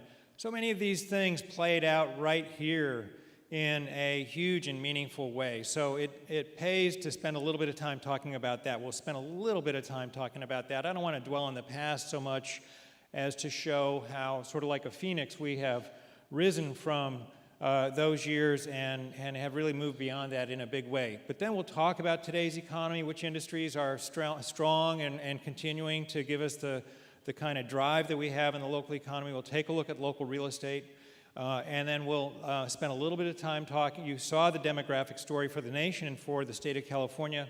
It's playing out here in the Inland Empire region as well. So we'll bring all that to the local picture over the course of the next few minutes. Now, this is a 10-year retrospective on so many of the indicators that were hit hard, or the sectors of the economy that were hit hard during the Great Recession. As you look at this, the middle of the diagram here has this gray shaded area which corresponds to the Great Recession. And if you take a look, and this might be a little bit hard to read, but sort of starting from the top, home price, the median home price in the Inland Empire actually peaked back in 2007. About the same time the median home price peaked at the state level and in so many other parts of California. You can see what happened, but it began well before the recession at the national level hit. You look down the graph and you can see the building permits, which is that green line there, actually peaked back in 2004. So long before we caught wind of the national recession, there were signs of weakness, especially in the housing market, that showed up here. This was really important back a decade and a half ago because somewhere in the neighborhood of about half of the jobs that were added in the early 2000s here were coming from construction and real estate related activity. So when this very important part of the local economy began to show signs of cracking, it had a monumental effect all the way around. And then you work your way down, the next line down, home sales. Home sales peaked back in 2005. We were still really about 2.5 or 3 years away from the official call of the Great Recession at the national level. The one line that you can't really see that is moving a whole lot, but that's really maybe the most important one, that's non-farm jobs. That's that blue line. It didn't show a lot of adjustment, but the fact of the matter is that the unemployment rate shot up, you'll recall, to 14%, okay? So I don't want to dwell on the past, but, these are things that we talk about. These are things that you talk about with your friends and your neighbors about how home prices have done this, home prices have done that. For years, I was a real estate economist, and You know, no matter what I would say about the economy, what people really wanted to know was, how's the value of their home? And, you know, everything else was sort of secondary. So that's so very true for homeowners, and it's also true for other parts of real estate. Take a look at what happened. You know, from peak to trough, the previous peak to trough, we saw huge declines in home values. Do keep in mind that homes are the primary asset, the primary form of wealth for many households in the United States. So when their home loses value and loses value in such a big way, that's a huge hit. Never mind the fact that so many households were put out of their homes due to foreclosures and defaults during the Great Recession. We've come back. We've come back big time. We're not quite yet at the pre-recession peak in terms of home prices, but whether you're looking at the local or you're looking at the state of California, we've come a long ways over these past 10 years. And some communities, of course, I'm sure you've heard here locally and certainly elsewhere around the state, we've seen home prices come back in a big way and just shoot right past pre-recession peaks. Just one last thing. So, you know, we saw so many homeowners lose their homes during the Great Recession. All of this has turned over the last several years. It took quite a while, but we're at the point now where if you look at the far right-hand side, the background levels of defaults and foreclosures are no different than they were back in the early 2000s. So what we're looking at now as we look at today's economy is this, okay? We've actually outpaced the state and other parts of Southern California in terms of job growth. This shows peak to peak. So previous peak to current peak or current levels of job growth, 16% higher now than during the previous peak, far outdistancing the state and other parts of California. This is great news. This is the part of the story that we need to take to heart. You heard the Chancellor earlier today talking about the need to plan ahead, to look 10 years out. And this is the foundation that you're building on as you're looking 10 years out and planning for that future over the next 10 years. The unemployment rate down at the same level, the black line being the Inland Empire unemployment rate. The unemployment rate the same level as the nation, record low, dating back over 40 years. And we've come so far from those 14% unemployment rates that we had several years ago, back in 2009, 2010. Yes, there. Job gains, some of the same things that you already saw Chris talk about, I've got to touch on at the local level. Consistently, for the last several quarters and the last several years, the Inland Empire has been among the top regions in terms of job gains for the state as a whole. You know, Los Angeles County has about 4.5 million jobs. These are wage and salary jobs. We have about 1.5 million wage and salary jobs. But look at how, whoops, that did that without my, there we go. Look over on the right-hand side. The Inland Empire, the job gains were not terribly short of, and in some months actually exceed those of Los Angeles County, which is by far the biggest labor market in all of California. So many things about what's happening here in the local economy are good, and it's not just that we stack up well against other parts of the state. Here we are in Southern California, the Inland Empire, and if you look at the color coding, we're among the fastest growing metropolitan areas out of the 300 plus metropolitan areas. We're in like the top 30 in terms of job gains. As of the month of August, these are year-over-year job gains, but this has been a fairly consistent story, I would say, for at least the last 2 or 3 years. So we've got a lot of momentum as we leave 2018 and move into 2019. And so this is something that's happening not just in Riverside County, but also in San Bernardino County, both of these local economies. You know, it's still surprising that a region that has 4.4 million people is treated as one entire Inland Empire metropolitan area when each of them should rightfully be represented, if you will, in the numbers on their own. But so few numbers come out at the individual county level for the Inland Empire. This is one. Steady job gains over the last several quarters, all good news. And where are those job gains occurring? Well, if over on the left you've got Riverside County, over on the right you've got San Bernardino County. Construction is a big contributor. Leisure and hospitality is a big contributor. Logistics, also a huge contributor. If you look at the share of growth over the last few years, this is the last 3 years that we're looking at, 2015 through 2018, 1/5 of the growth in the Riverside County economy came from education and health. That's mostly healthcare. So everywhere you see education and health, most of those job gains are happening on the healthcare side. Over on the right-hand side, the same is true for San Bernardino County, but it didn't even make the top of the list. The top of the list in terms of that far right-hand side, the share of growth for the overall economy, for each one of these individual industries, 34%, 1/3 came from the transportation and logistics industry in San Bernardino County. And construction's playing a bigger and bigger role in contributing to the growth of the local economy. All of these things are great to report on for the local economy. And it's not just job gains. We need to keep in mind what's happening behind the scenes. Businesses are growing, they're multiplying in numbers. This local economy is healthy, it's expanding, we're adding jobs. We're seeing that people are, as you saw at the national, at the state level, earnings are on their way up. Same is true here. These are American Community Survey numbers that just came out for 2017, comparing 2017 against the 5-year 2012 numbers. So these are 5-year percentage changes. And as you heard, at the national level, some of the biggest wage gains are happening among the lowest income households or lowest income workers. A couple years ago, we kept hearing that all of the job gains were happening in tech. All the job gains were happening in the high-wage industries, and the high-wage workers were getting those jobs.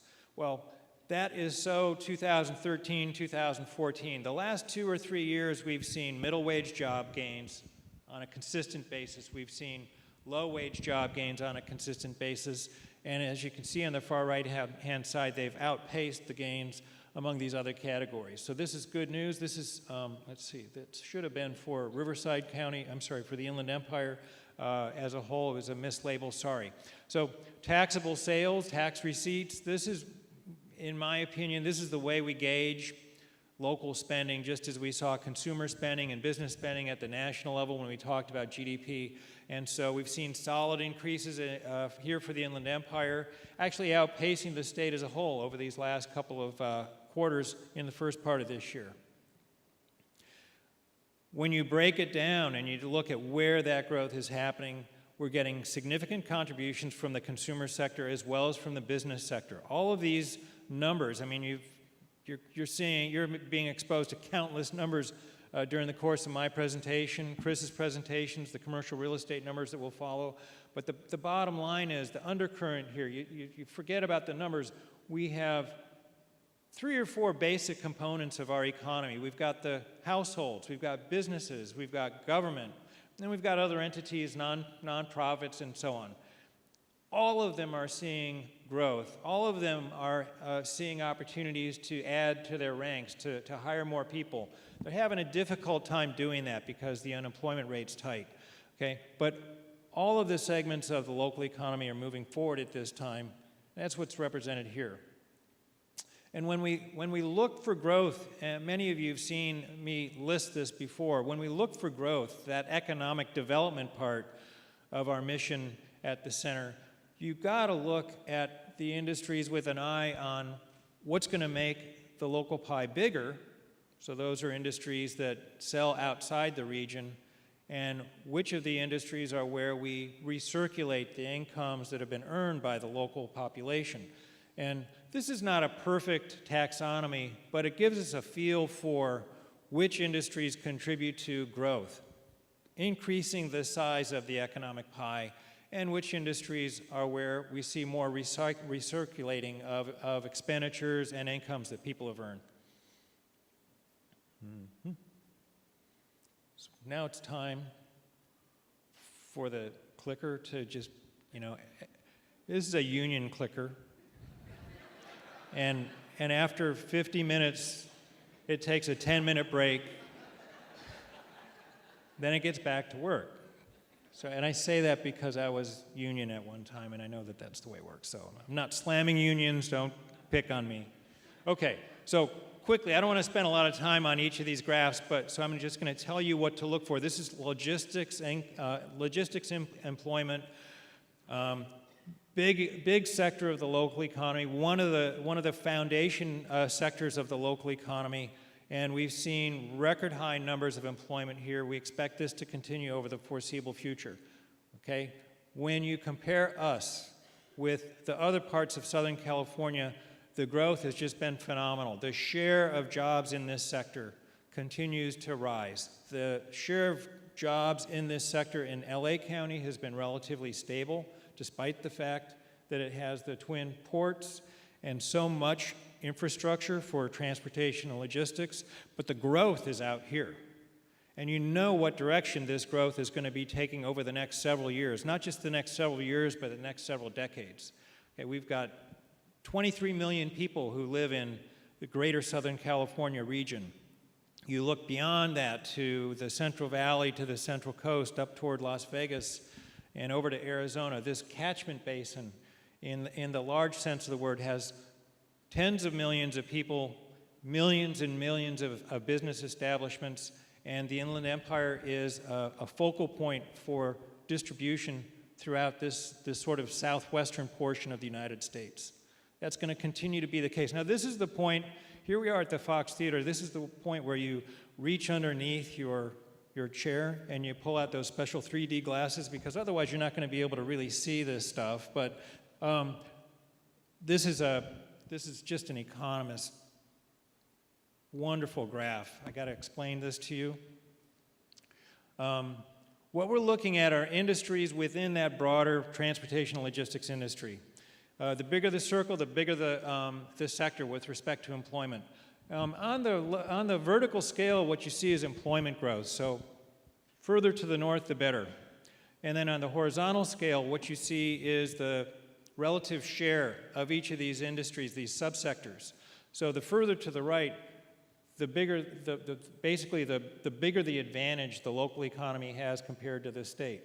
So where do we want to be? We want to be up to the northeast, okay? And what you see here is that the strongest sector in logistics is warehousing and storage. I don't think that should be any surprise to those of us who drive around on the freeways here, and you just look off to the side and you see both existing as well as the newly built warehousing and so on, okay? So this is just explaining what's happening. This is not just a large industry, it's large relative to the state of California. It's large in terms of its concentration, even relative to the nation as a whole. So this is a huge sector of the local economy, and we're seeing substantial job growth in this very important sector. Manufacturing doesn't often get the kind of attention that it warrants here in the Inland Empire. We saw a slip in employment during the Great Recession, similar to what we saw at the state level, similar to what we saw at the national level. But if you look, we're not back at where we were before the recession, but you're seeing now that employment in manufacturing here in the Inland Empire continues to edge up. This is an industry that's not going away, it's not dying, it's around, it's transforming itself. It has to become more efficient in order to basically maintain its edge in both the local and the globally competitive environment. And what we're seeing is very slow progress because of the clicker. We're seeing that when you look at the value of what's being produced here in the local manufacturing sector, it's on the rise. Not yet back to pre-recession peak, but nor is that the case for the nation, nor is that the case for the state. So this is a key local sector. Okay, we're making stuff here, we're selling it outside the area, we're bringing income here, we're growing the size of the pie. Very important to the local economy. And again, pull out those special 3D glasses. The sectors that are contributing locally to the growth in manufacturing value are all over the board. You've got primary metals manufacturing, plastics and rubber, you've got furniture, wood products, chemicals. Okay, anything to the right is an area or an industry where locally we have an advantage relative to the state. Locally we have an advantage relative to the nation. So anything to the left, we have a slightly smaller concentration in those industries compared to the state and the nation. So huge growth opportunities, and again, we're seeing some really nice job gains over the long haul in these industries that are so important to the local manufacturing. Construction's on the way back, but while we're at a new peak relative to the post-recession era, with about 120,000 jobs, we're still shy of the pre-recession peak of 130,000 jobs. That's something we would probably expect to achieve over the next couple of years. And leisure and hospitality. So up to this point, I've kind of talked about industries that grow the local economy. A component of leisure and hospitality is what we have here: arts, entertainment, recreation. When you've got a big act that comes and performs here at the Fox Theater, and you bring people from all over, not just from the Inland Empire, that certainly contributes. When you have tourists who come and either use or visit Riverside, visit the mountains up in San Bernardino, all of that contributes. But most of the jobs that you're looking at on this graph are in food services, beverage, things like that. And that largely serves the local economy. So this is one of those industries. It's mostly a local serving industry. The jobs and the job growth are certainly welcome. They came later in the party to, this sector came later in the party to job gains compared to some of the other sectors of the local economy. But this is a really good sign that the local household and business sectors are healthy, because they're going out, they're hitting the food establishments, they're holding business meetings and conventions and things like that. You think, oh, this is just what business is. Well, yeah, and if you think back maybe 8 or 9 years ago when we were in the midst of the Great Recession, there were not that many people who were going out to business lunches. The opportunities for events such as this were just not nearly as numerous as they are today. So all of this is a manifestation of how well the local economy is doing at the present time. And it's showing up with the Ontario Airport, it's showing up with hotel activity. All of these things are pointing in the right direction as far as the local tourism sector is concerned. Huge growth opportunity going forward for both Riverside and for San Bernardino County. I'm feeling just a little bit staccato today with this thing, so bear with me. Now, room for improvement. We've been talking over these last 3 years about kind of taking the long view of the Inland Empire economy, the idea that while we have certain assets and strengths today that we can count on to give momentum to the local economy so it's going to grow in the future, we also want to look at tomorrow and those opportunities that might be out there. And one of them that we look toward is growth in industries that where you've got more higher educated individuals, technology related, stuff like that. And so the professional, scientific, and technical services sector, which is represented here, you can see that the employment's holding steady, but compared to the state, compared to the nation, it hasn't seen quite the same sort of growth. So this is an opportunity for the region to see where we can pick up the pace. And the university and other academic institutions can be focal points for making this happen. But we kind of have to figure things out and figure out how to put the best foot forward in terms of growing our local technology, growing our local technical sectors, to see how those can contribute to expanding the size of that economic pie in the future. And this is what I'm talking about. We've got a whole array of professional and business services, and again, anything to the right of that vertical line 1 means that we have a relative strength. There are not a whole lot of sectors in the local economy that fit into that category. So this is where we have an opportunity that we can work on over the next several years, and it does take time. We know that it takes time for this kind of growth to occur.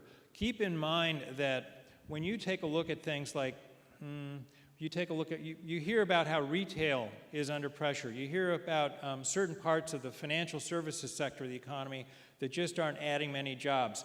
That may be true for the nation. That may even be true for the state. Locally, when you've got population growth, each of these sectors of the economy have to add establishments. They have to add banks. They have to add grocery stores and so on to meet the needs of the growing population. So what we're seeing is that those sectors that are stagnant at the national level are actually seeing some growth here locally. So when you look at the individual industries, when you look at the local economy in its totality, it's not just doing well, it's doing great. It's actually outpacing the state, which is a major contributor to growth at the national level. So in the scheme of things, this is a super good time to be right here in the Inland Empire if you're a local business, because you've got population growth that's going faster than the state as a whole, and you've got so much economic activity that you can tap into. Okay, real estate, as you heard at the state level, so much of what's happening there is playing out here locally. Home prices are up, that's good, mid-single digits in terms of percentage increases for both of the counties. But look at the sales column. All the way throughout Southern California, you've got sales that are down. We've had sales decline in year-over-year terms consistently for several months here in California and each of its counties. My concern is not that the market's going to stall out. My concern is that it really never got out of, say, second gear and into third gear. When you take a look at home sales have really been going horizontal for quite some time here in California and locally, never really breaking above the normal plane. And here we are with interest rates going up. We've got home prices edging up, continuing to rise.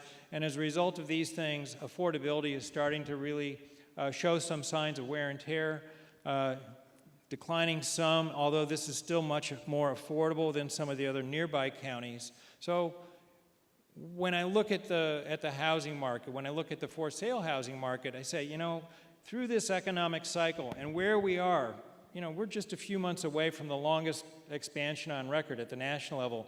So I think we should be seeing somewhat stronger housing numbers than what we have seen.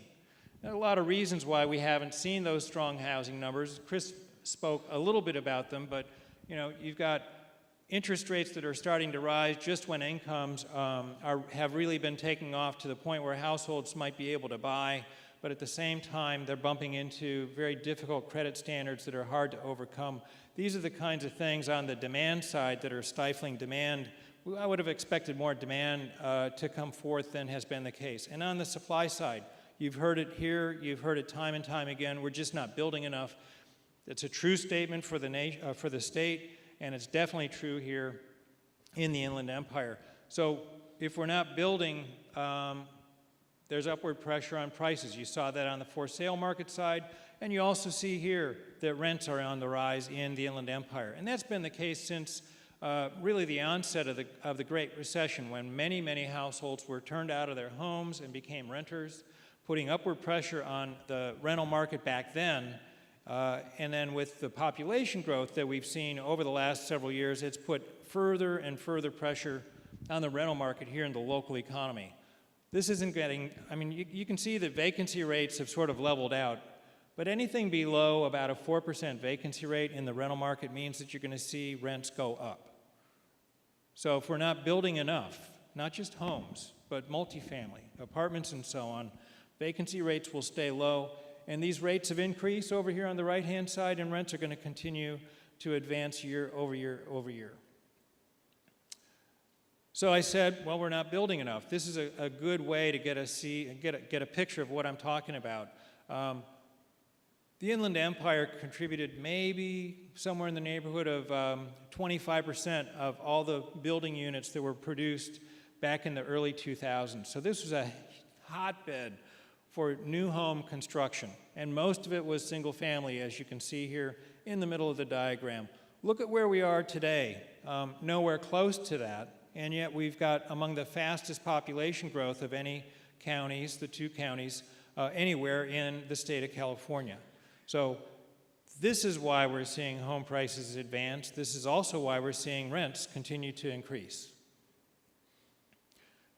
I don't want to repeat everything that you heard earlier, but for so many reasons, we're seeing a housing market that's not quite up to snuff, not quite performed. It's good to see home prices rise. It's good to see people experience an increase in their equity. Those people who lost equity during the Great Recession but hung onto their homes, many increasing numbers are above water, which is really good to see.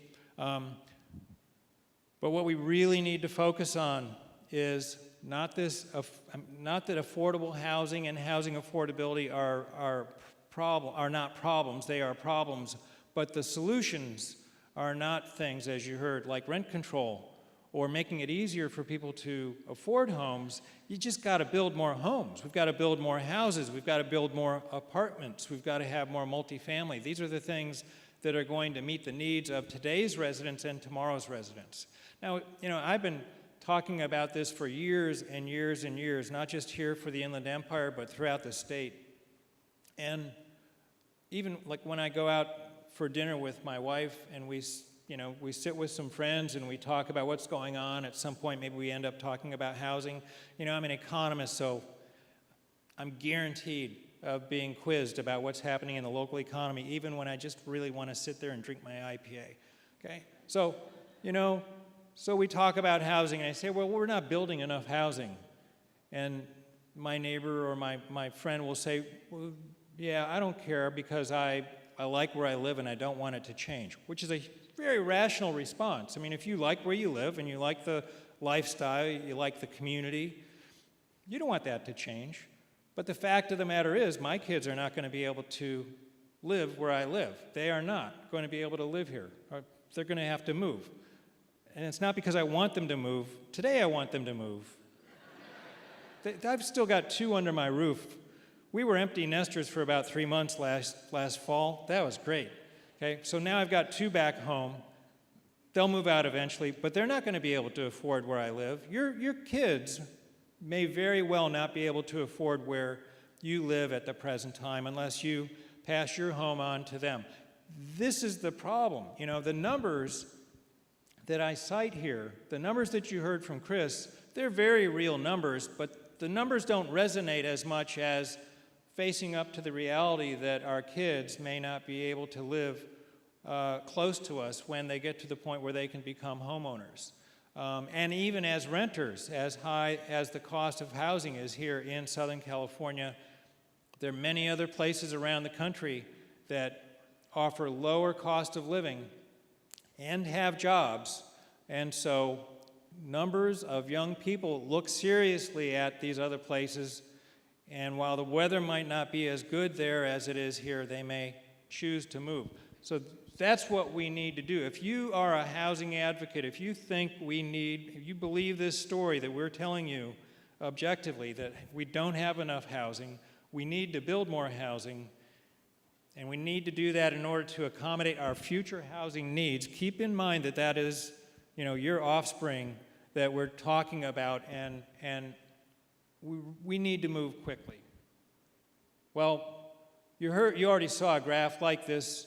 What we're finding is that because local communities have paid lip service to their housing needs numbers, the RHNA, Regional Housing Needs Assessment, or Regional Housing Need Allocation, they've been paying lip service to those for decades.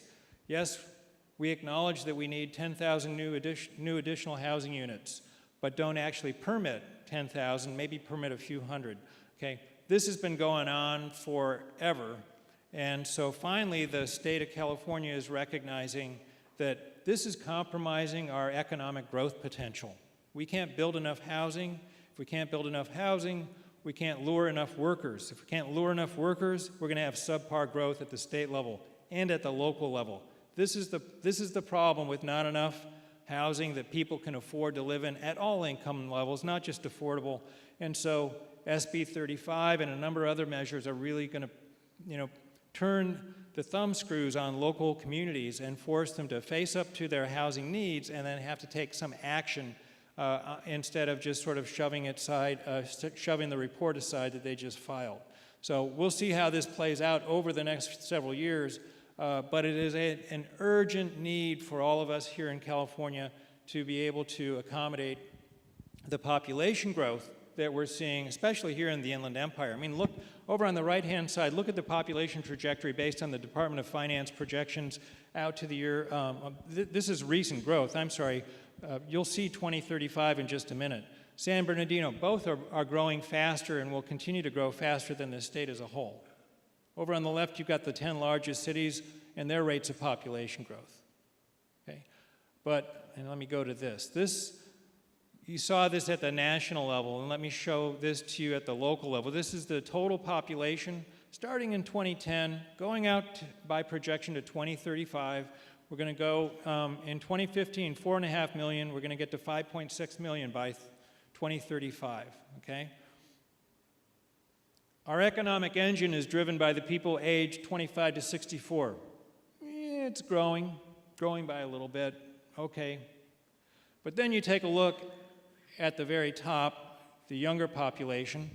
I do speak occasionally to school groups, school officials, and so on. School-age population, statewide and locally, has been edging down for the last few years. It's going to start back up in 2020.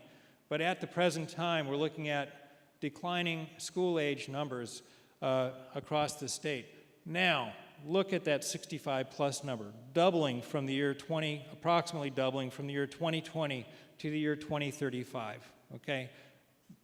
You heard about it from Chris. The national numbers are stunning. Well, same thing's happening here. This is what it looks like if you don't like numbers. There we go. The older share of the population is essentially doubling over the next 15 to 20 years, and the share of school-age population is edging down a little bit as a share of the total. So the whole idea about aging in place, the whole idea that large numbers of people are going to be here who are not in the workforce and occupying housing. I think about what this means and what what kind of examples do we have around the state even at this time. And there's some places that we work with, like out over on the Central Coast. There's some communities there that have next to no population growth, and they have large numbers of people who are in their 50s and 60s who occupy homes, and they're not moving anytime soon. And basically what's happening is the housing market's getting gummed up. We're just not able to accommodate the workers that should be coming to regions such as that, and workers who will be coming to regions such as this, because housing is just not keeping up with it. So much of this comes back to this notion that we need to build more. And you've heard me say this before, because this is the third year in a row that you've heard this sort of mantra that we need to build more housing. So I was hoping to get us closer to back on schedule. I hope I did so. And I wanted to just kind of wrap up with respect to what we see happening in the local economy. Just as the national economy will continue to grow here in 2019 with no real sign of recession, we expect to see continued growth to occur here in the Inland Empire economy. 4.5% unemployment rate is where we are right now. The labor force is growing faster here than has been the case for the state or for the nation. So we have some more room to grow. We'll see faster pace of growth, faster pace of job growth here in the Inland Empire. But this year we're looking at 3%. Next year we're probably looking at 2.5% to 3% gains in jobs, with the key contributors in terms of job gains basically being the usual suspects: logistics, healthcare, leisure and hospitality, construction. Large job gains will continue to occur in those industries. Not that the other industries won't see job growth. They'll all see job growth, or nearly all of them, but most of the job gains will occur there. And I mentioned population-serving industries are going to see a lot of job growth. That's because so many communities in the Inland Empire will continue to grow and add population. We're chipping away at the housing problem. We're going to see a slight increase in the amount of new housing that is built this year by year end, although through the first half of this year we were just about on par with last year. And I do, where will your children live? That's really the thing that we all need to the question we need to address when we ask about how we're going to, or whether we should even bother to address our housing needs over the next 5 or 10 years. In the long run, you've seen the population growth trajectories. This is going to be, I like to say that the center of gravity for the Southern California economy and the Southern California region is shifting to the east with each passing year. And more you'll find that the Inland Empire is more important to the regional, that is to say the Southern California economy. It's going to get more attention from the other counties in the region, from the other large multi-county players here in Southern California. And we need to position ourselves as a region to be able to tackle the challenges that are going to go with the kind of growth that we expect, and also we need to position ourselves to take advantage of the opportunities that it creates. So on that note, I'll say thank you and have a good morning.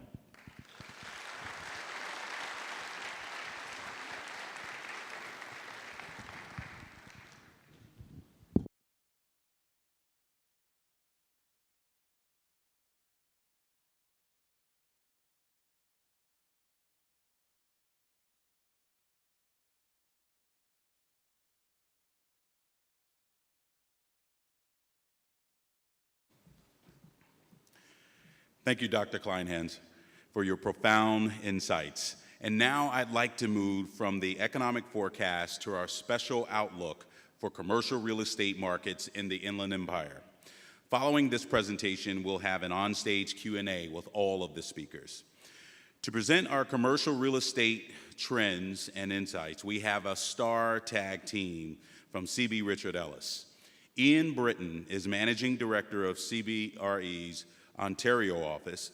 Mr. Britton is an accomplished real estate professional and oversees all aspects of the firm's regional business in the dynamic Inland Empire market, encompassing 27,000 square miles and more than 60 real estate professionals. Mr. Britton's responsibilities include developing and implementing strategic direction, recruitment, team building, maintaining strong and collaborative relationships, and overseeing all lines of business and services. Dan De La Paz is an executive vice president within the office, specializing in industrial and distribution projects for corporate occupiers, institutional investors, and developers. And over the last 20 years, Mr. De La Paz has been focused on the Inland Empire's marketplace, where he's been involved in over 200 million square feet of Class A industrial construction. Please welcome Ian Britton and Dan De La Paz.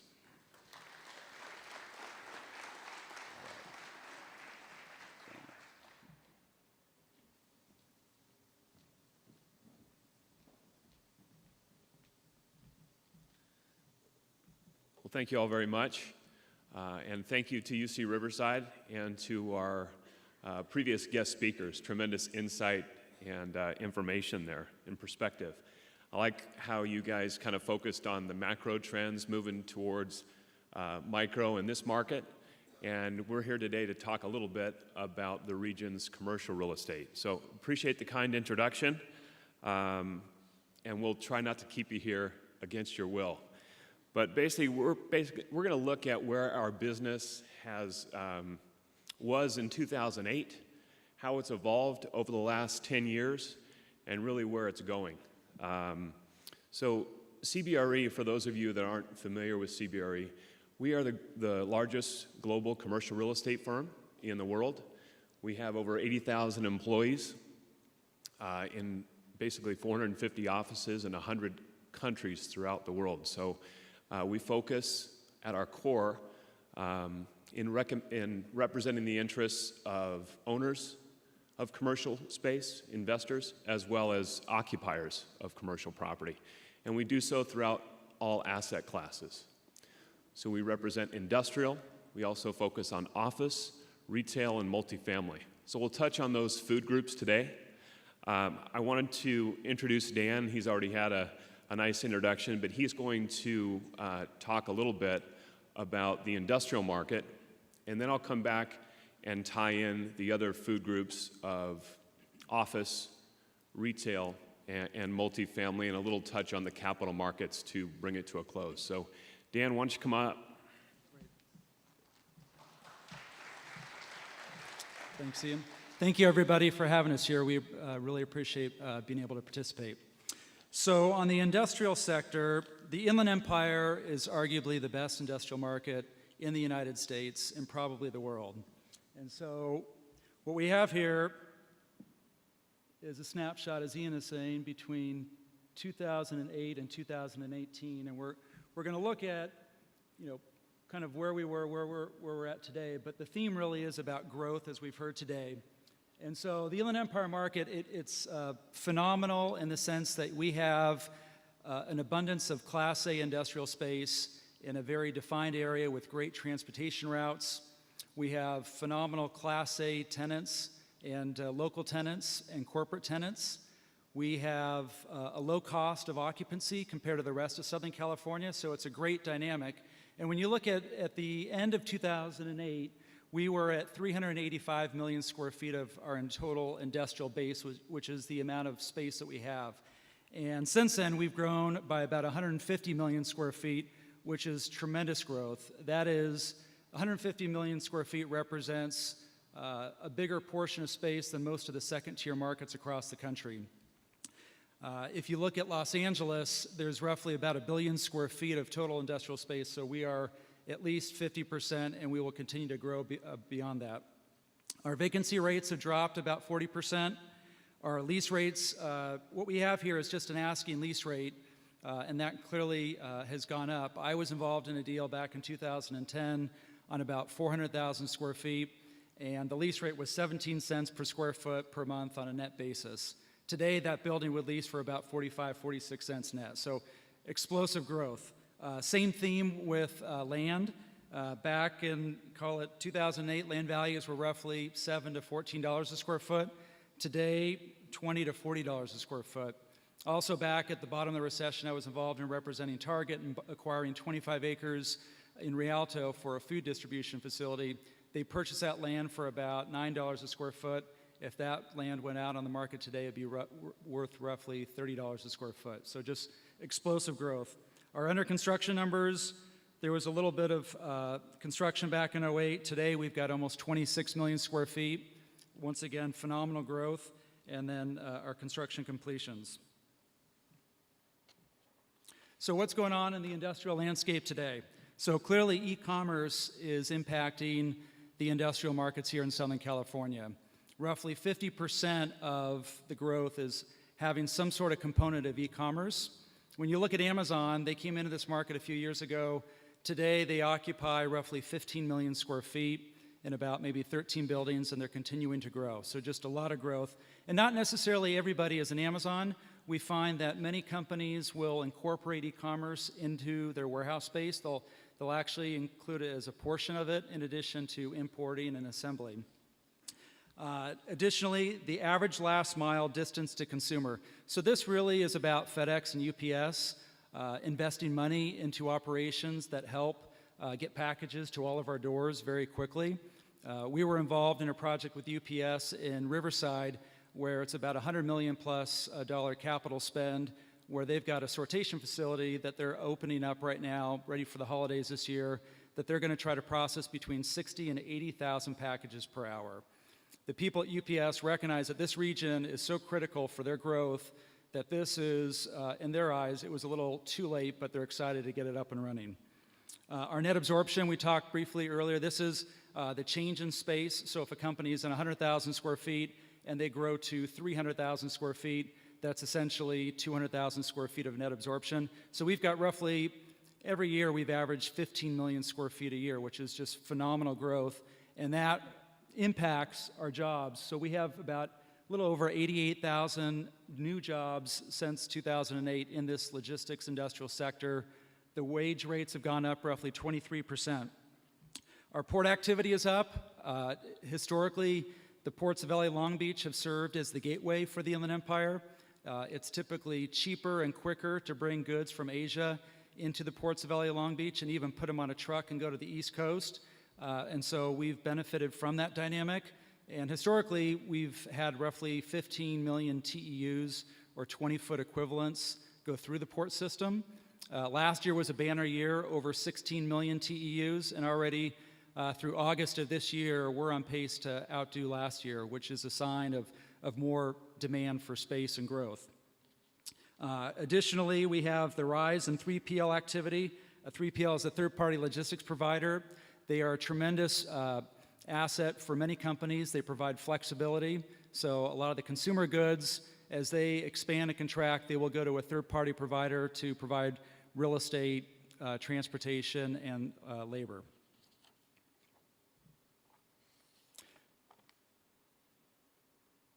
Let's take a look at the difference between the last cycle and this cycle with how the construction of these industrial buildings are built. And so your traditional industrial building, the average size was roughly 250,000 square feet. The clear height was roughly 32 feet. The density, and this is, I think, in my career, I think one of the more exciting trends within the marketplace today. But historically, you could take a building that was roughly 100,000 square feet or 1 million square feet, and there would be maybe 10 to 25 employees. Today, that's vastly different. And so this density of 1 employee for every 5 to 10,000 square feet, we'll talk about in a second, but that's changed a ton. Mezzanine space has not necessarily been used in your traditional box, just very minimal. The coverage ratios is a ratio that architects and developers like to use to maximize the footprint of the building on the parcel.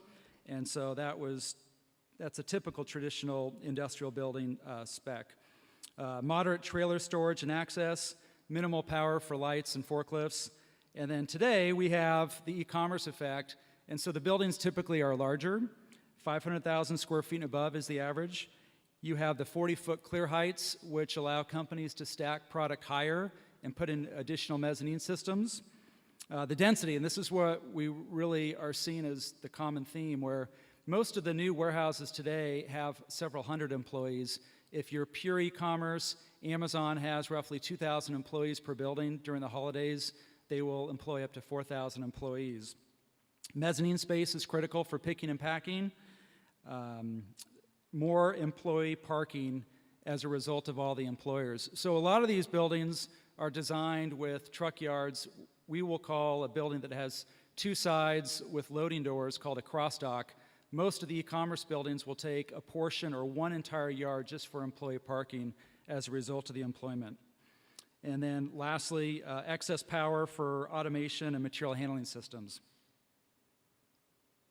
So the e-commerce effect for warehouse space out here, for every $1 billion in retail sales, e-commerce retail sales, it translates into roughly 1.25 million square feet of warehouse demand.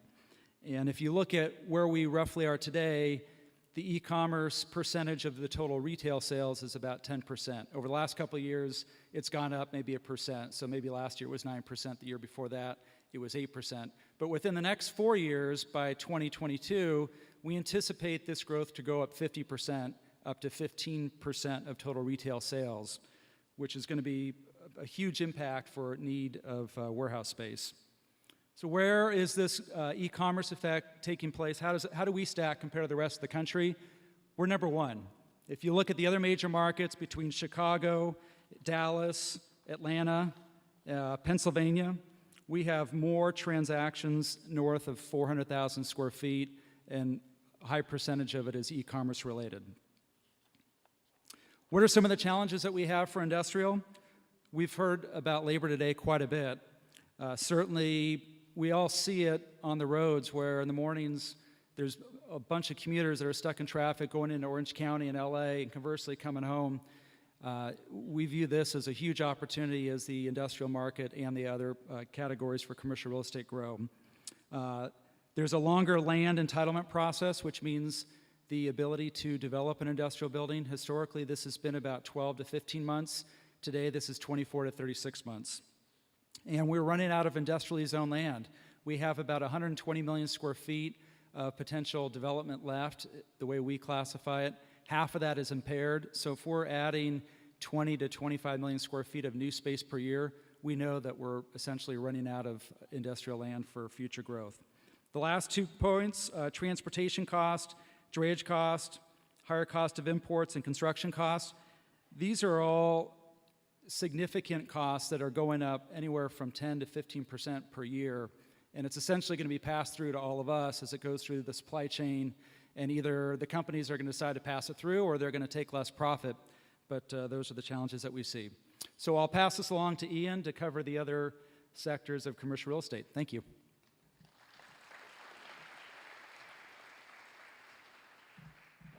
Thank you, Dan. You guys all have me freaked out with this clicker here.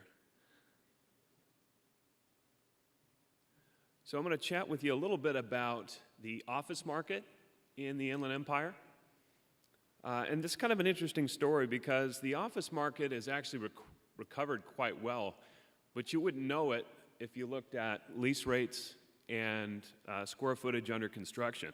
It's interesting to note that the Inland Empire actually has the tightest vacancy rate in the region, but zero under construction. Our lease rates haven't grown to the point to justify new construction yet. We would have to hit about $3 a square foot to justify that new construction, and we're just not there.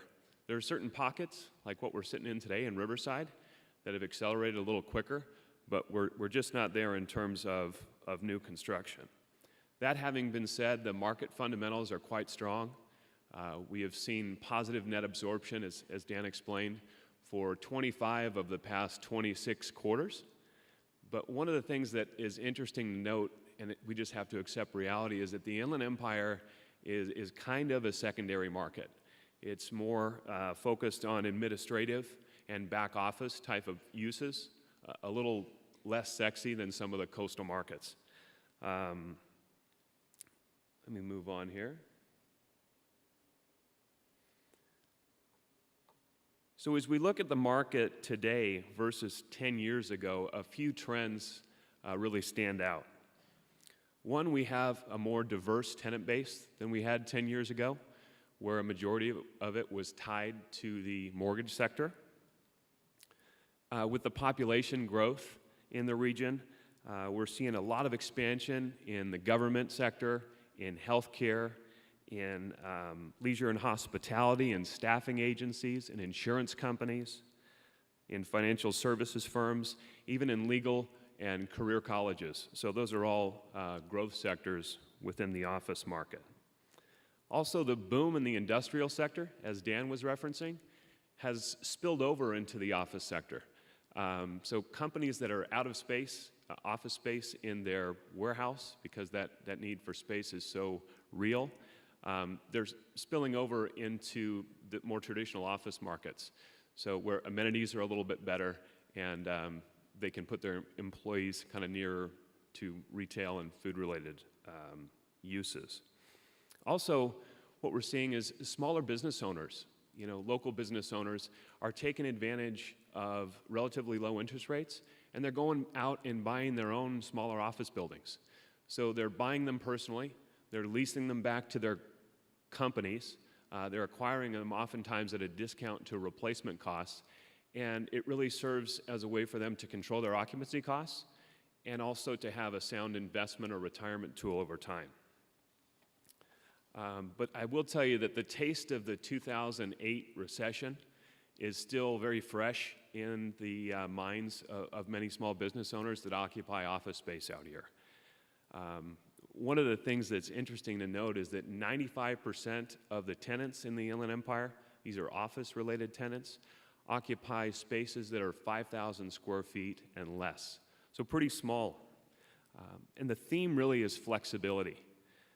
Most of the companies that we're representing are undergoing kind of mandates from their corporate offices to reduce their footprint by 15 to 20%. We're even seeing it as a company ourselves. And so what's happening in the marketplace is people don't want to overcommit in this secondary market. So they're signing shorter lease terms, oftentimes with cancellation clauses, and they're negotiating for, what's interesting is that they're negotiating for tenant improvement allowances, and there's a little bit of a clash between landlords and tenants in this market, because tenants want the money to go in and fixturize the space, but landlords want more term in order to amortize that cost, and the tenants are just becoming a little bit resistant. So that's what's kind of going on in the office market. We'll move over to retail, which is a bit more exciting. And I'd have to say that this could be the most misunderstood segment of commercial real estate. And it's one of the more rapidly changing asset classes. Retail is really being forced to adapt to the changes in consumer buying patterns or suffer the consequences. So bricks and mortar is not dying, it's changing. And maintaining relevance, I think is significantly more difficult. But what we're seeing, at least among our clients, is that top retailers like Walmart and Best Buy and Home Depot and others have really leveraged their bricks and mortar locations to boost their online offerings. And so they're doing this by providing convenient pickup locations for online purchases and offering delivery services as well. So those that embrace that kind of omni-channel approach are succeeding.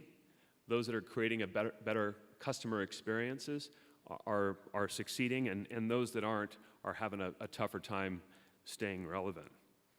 But one of the things that's interesting is that this region is in such a growth mode, and it's being driven by housing starts.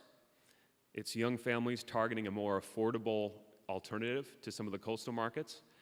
And so we're seeing new projects pop up all over the place. The 210 corridor, Rialto, Hesperia, Montclair, Ontario Ranch. Even the Ontario International Airport is kind of boosting up its overall retail offering.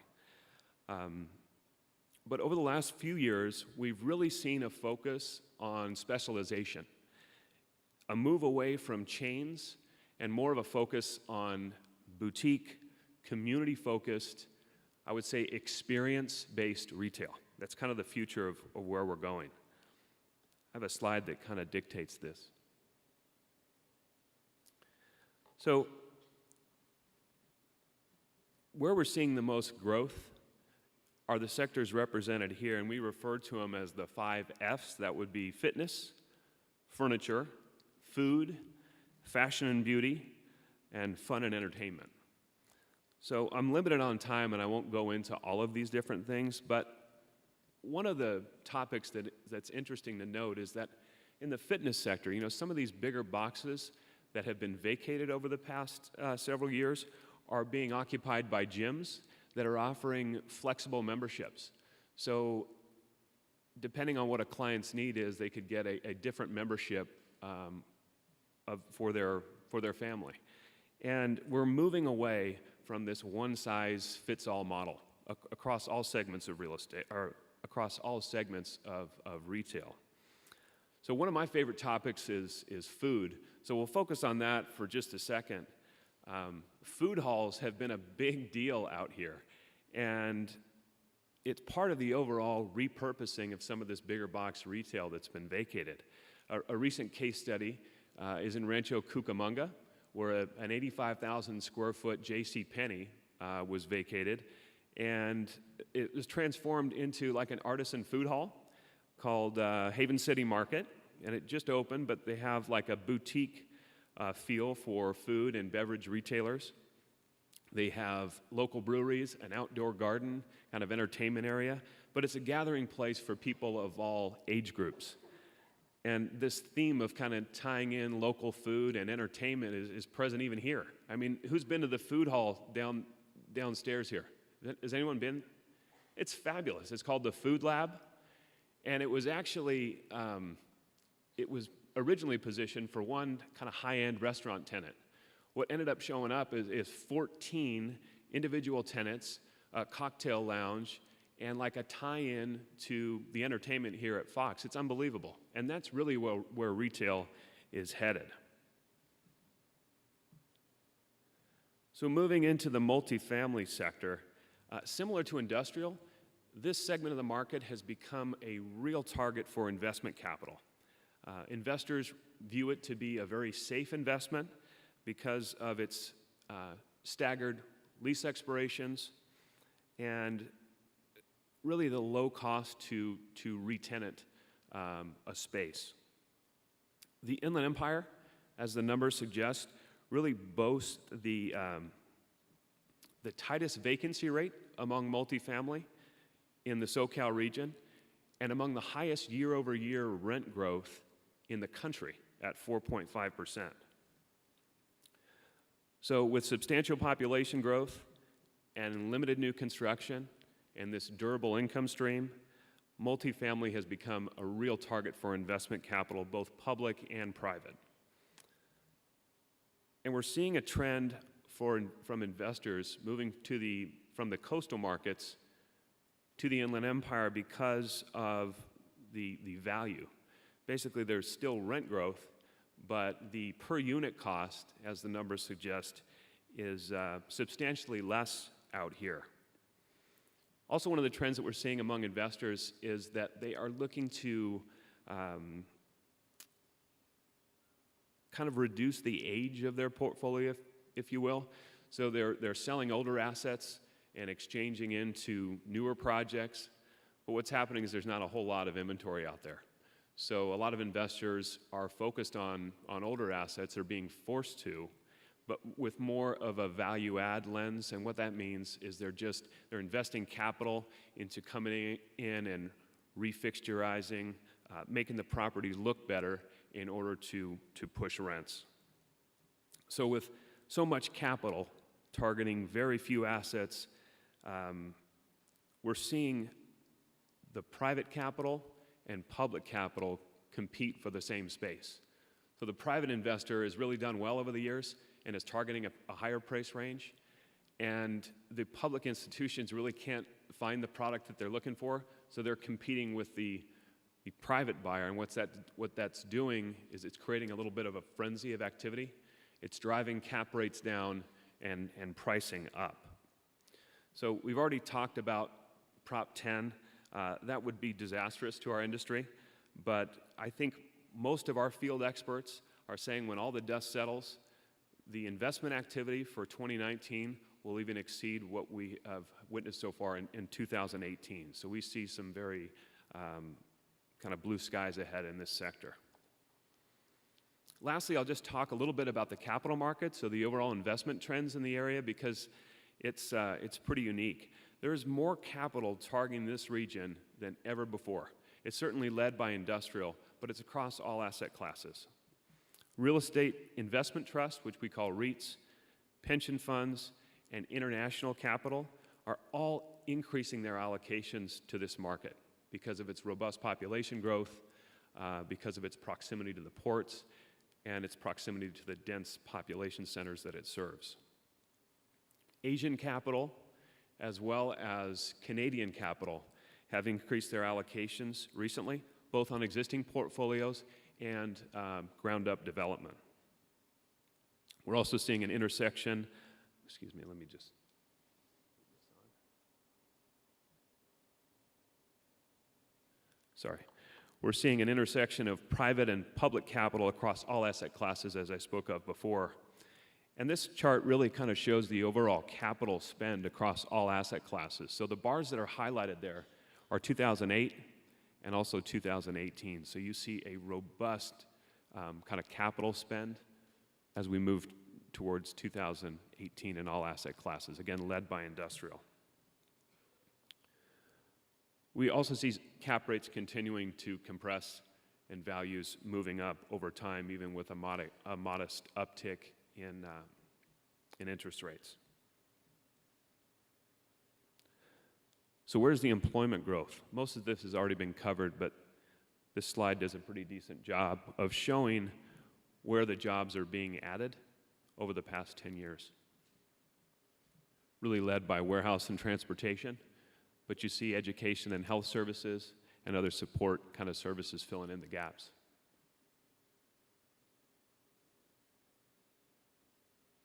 So one of the things that I'll just close with that I think is really important is the Ontario Airport and its overall capital contribution to the economic landscape of this area. So since the City of Ontario and the County of San Bernardino took back control of the Ontario International Airport, it's estimated that it has an impact of about $5.5 billion on the local economy, and that's across all asset classes. It's one of the top 15 airports in the country in terms of cargo tonnage, and it serves as a major West Coast hub for Amazon, FedEx, UPS, and several other e-commerce related users. The direct flights that they're adding to China with China Airlines, it offers, I think, one of the only nonstop transoceanic flights anywhere in Southern California outside of LAX, so a great alternative. JetBlue has returned, and at the airport, if they're successful in their goal to have 18 carriers there on the commercial side in the next 12 months. And even the passenger terminals are going through a kind of a nice transformation. The dining is being upgraded. I think Rock and Brews, Wahoo's, and Einstein Brothers Bagels now have a presence there.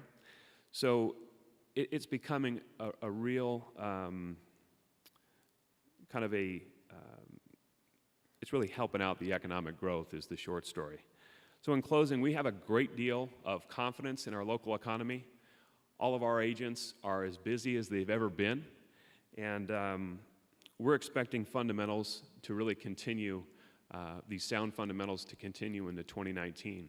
So sincerely appreciate your time. I know that we've had a lot of numbers and data thrown at you, but really appreciate your attention, and thank you for having us today.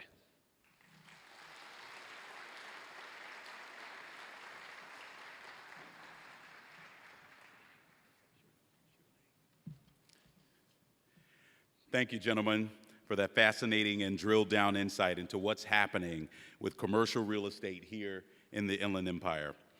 I'd like to ask both of you to come back on stage, and I'd like to also invite Christopher Thornburg and Robert Kleinhans to rejoin us for a few questions from the audience. For everyone's information, please feel free to ask questions of any of the speakers. We have a number of staff members circulating microphones, and so if you have any question, please raise your hand, and one of our staff members will either pass the mic to you or repeat your question into the mic so everyone can hear. So, with that, are there any questions?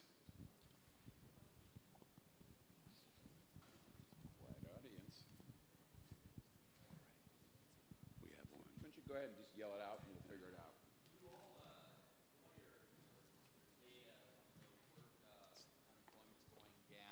The number of jobs are being created, but as in past ups and downs in the Inland Empire, are we getting that professional employee here?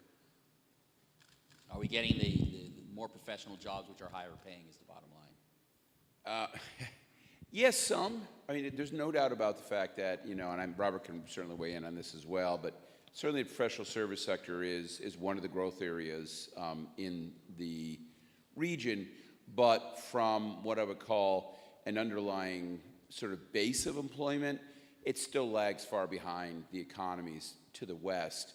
It was interesting, the Chancellor pointed out that in the title of our center, it's the UC Riverside Center for Economic Forecasting and Development.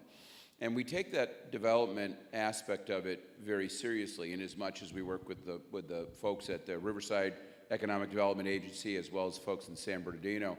And one of the things that we have been talking about, remember last couple of years we've actually made this a centerpiece of the event, not so much this year, is the idea that if the Inland Empire wants to start developing the kind of high-end jobs that would really help lift the average income levels out here, they have to start by taking a close look at land use issues. For example, one of the stories that's constantly put out there is, well, if we want more high-end jobs, we have to educate our kids. But what ends up happening is the most skilled workers in the Inland Empire who live here actually are far more likely to be driving west on a daily basis for work. The jobs aren't here. It's not a function of the workers or the workforce. And you ask why the jobs aren't here. Well, it all boils down to the idea that those jobs are typically located in high-density job centers. They tend to be located in places like Century City or downtown LA or up in, say, that Burbank, Pasadena, Glendale office market. Those office markets don't exist out here. Those kind of high-density job centers don't exist, largely because they've been constrained by land use policies. So, about maybe a year and a half ago, I wrote an op-ed that was in the Press Enterprise, and the term I use is, Inland Empire, it's time to grow up. And by grow up, I didn't mean, of course, from an age sense, but rather from a height sense, from a land use policy sense. The area needs to start embracing high-density job centers because that will lead to the creation of the kind of jobs that you're talking about.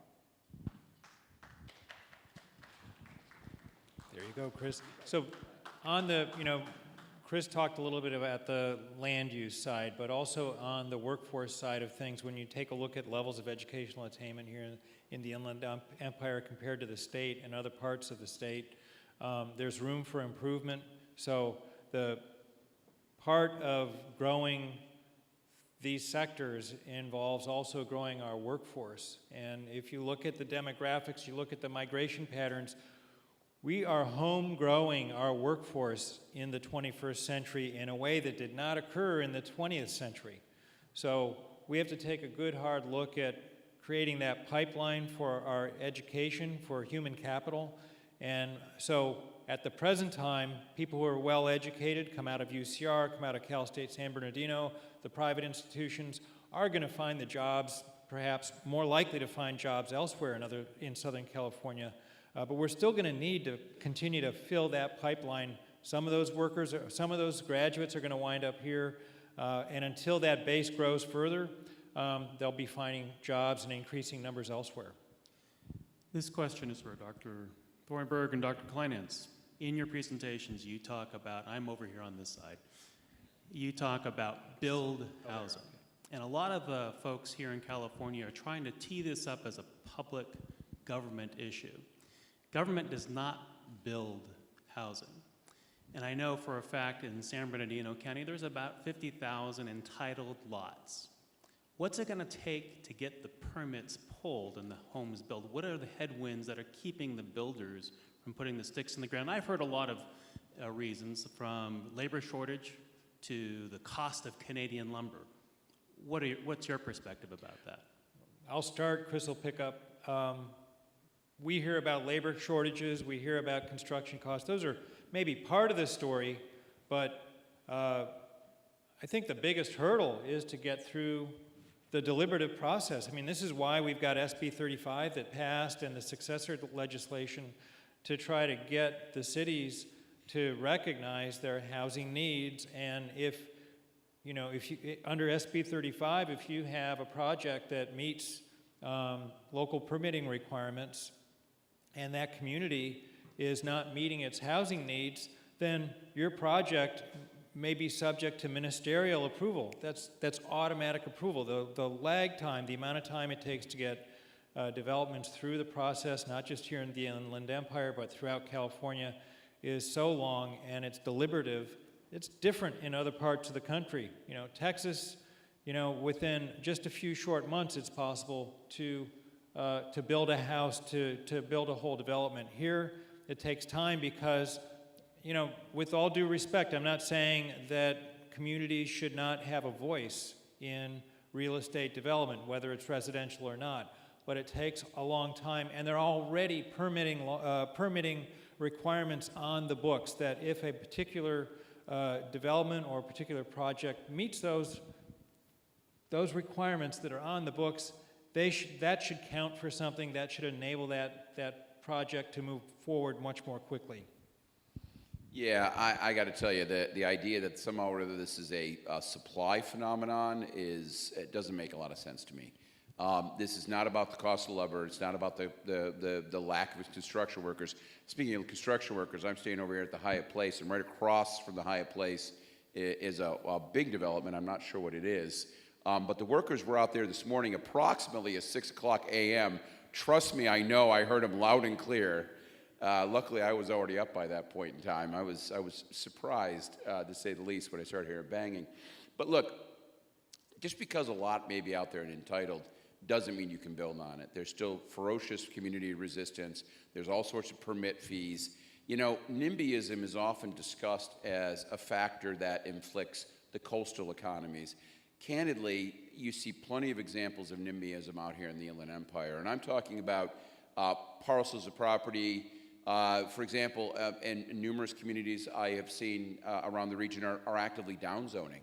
I ran into this myself not too long ago. I saw a piece of land with 5 old apartments on it. It was nearly an acre. Next door to it was a similar size lot, and it had like about 20 units on it. And this is a great upsell opportunity, and I actually inquired into buying this piece of property with the idea of getting, being able to build multifamily on it. Well, it turns out this almost acre parcel with 5 old units on it had been downzoned to an R1. which, again, from a land use planning perspective is nuts. It's just nuts. And that kind of restrictions you even see right here in the city of Riverside, where they had the new downtown development plan, which has ushered in some development, but has really restricted a lot of potential infill right in the city. So it's not as easy to say, well, there's some lots out there, why aren't they building? It's fairly complex, it's fairly expensive, there's still lots of hurdles, still lots of barriers, and it all boils down to, yet again, the idea that ultimately cities realize that in the current fiscal environment we're in, multifamily housing is toxic from their long-run budgetary perspective. You have to address incentives. Dallas buys lumber from Canada. Dallas needs lots of construction workers, yet Dallas builds tons of new housing. But that's because the cities in that MSA are incentivized to build that housing on the basis of the structure of taxes in that state. I say this in almost no context except for when it comes to revenues. Let's go Texas. That's where we want to be. So that's the only time, trust me.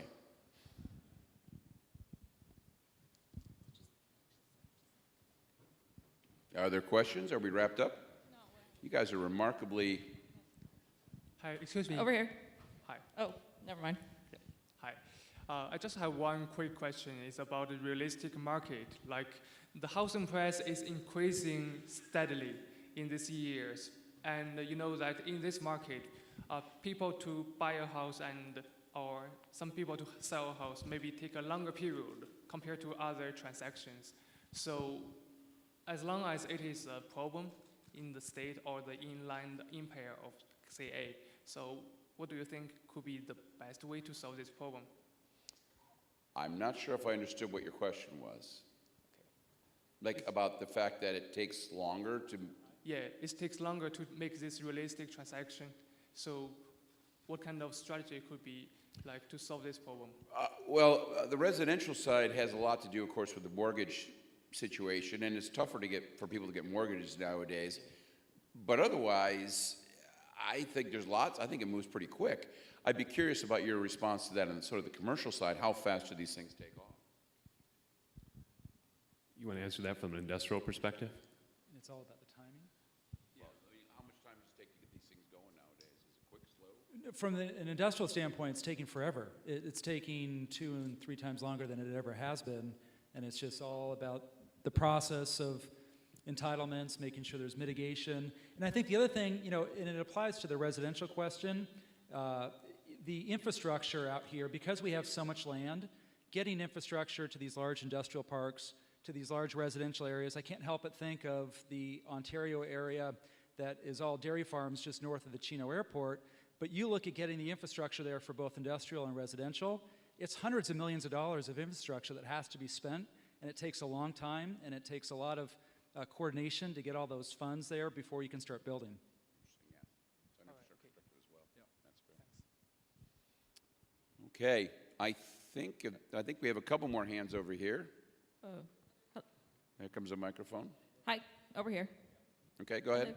Okay, so from an economic perspective, is it worse when the sort of forecast is in denial or hysterical? And is there really practically no real difference between those outcomes? Well, if you're in denial, you're not. I mean, today we're in both denial and hysteria, right? We're in denial about the long-run problems, and we're in total hysteria about short-run problems that don't exist. That is almost a social question. Why has politics and political rhetoric become so completely disengaged from fundamental economic realities? I'm not quite sure.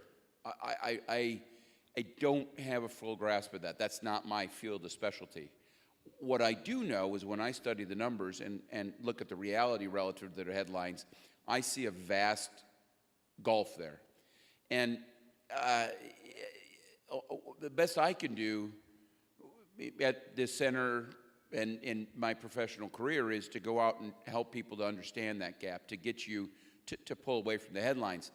Unfortunately, a lot of times I feel like I'm losing that battle because while I may talk to this group right now, I can't even tell you how many crazy headlines are being generated and how many people are pursuing specific political ends by just skewing and distorting the statistics around us.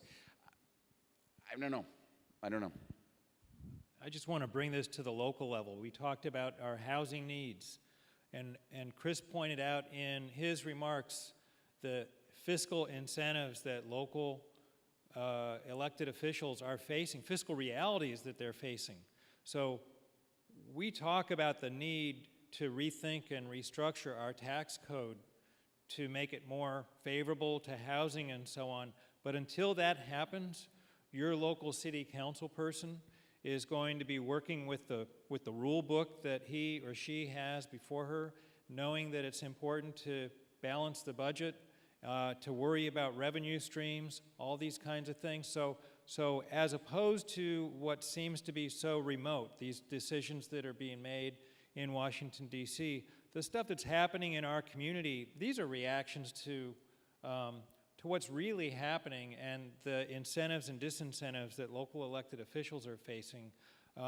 So you're seeing sort of the real effects of these constraints play out in all of these decisions and all these challenges that we've been talking about today.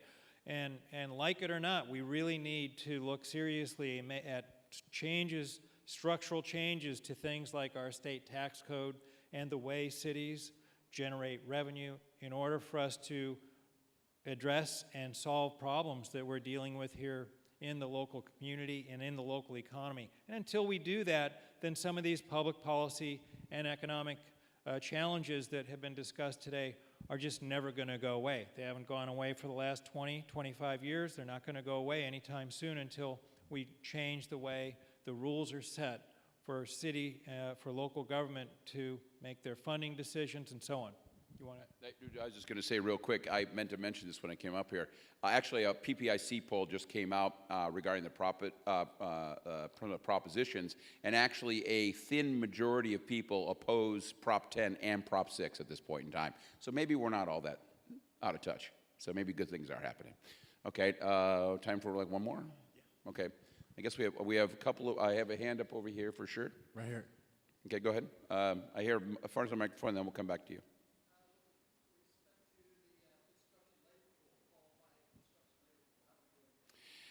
The question is about the qualified construction labor pool, because construction jobs are growing, but to your point, the skilled construction jobs are in really sharp, really shortage right now. And it's interesting because, you know, prior to the Great Recession, during that huge surge, you know, the construction unions had enormous internship programs. This time around, they've been very stingy in terms of opening internship possibilities, and as a result of that, there is this big shortage out there. There's no doubt about it. Really, the only way of dealing with this is to bring folks in from other parts of the United States, as the case may be. You're doing it, but it's expensive and clearly having an impact on the cost of construction. You guys know this better than anybody, so why don't I give that to you? I mean, you know, just for our business on the commercial, primarily in the industrial side, the cost of the construction costs have risen by about 15% over the last year. That's a huge issue, and that combines raw materials with the cost of labor. So that's something that we're going to have to account for moving forward. Thankfully, the rents have kept up, but that's something that we're going to have to account for in the coming years for sure. The pace of construction is doing well. So, yeah. One more. I know we had someone with a microphone, Right so here. go ahead. Yeah, go ahead. Thank you for all the presenters. It was all great information. Everything sounded very positive overall. I guess my one thing, Dr. Thornburg, that you had mentioned was the forecast, or I guess the possible issue with China and how that might play into the overall economy. Can you touch on that? Because that sounded like the only negative or problematic. From a short-term perspective, there are a couple negative things, right? One is obviously some of the market volatility in the Federal Reserve, but then I highlighted the China thing as well.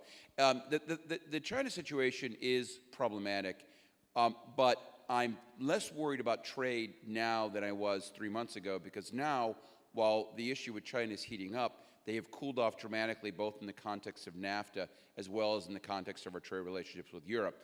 Remember, when you think of our three biggest trading partners, it's, you know, half of all trade with the United States is three countries: Mexico, Canada, and China.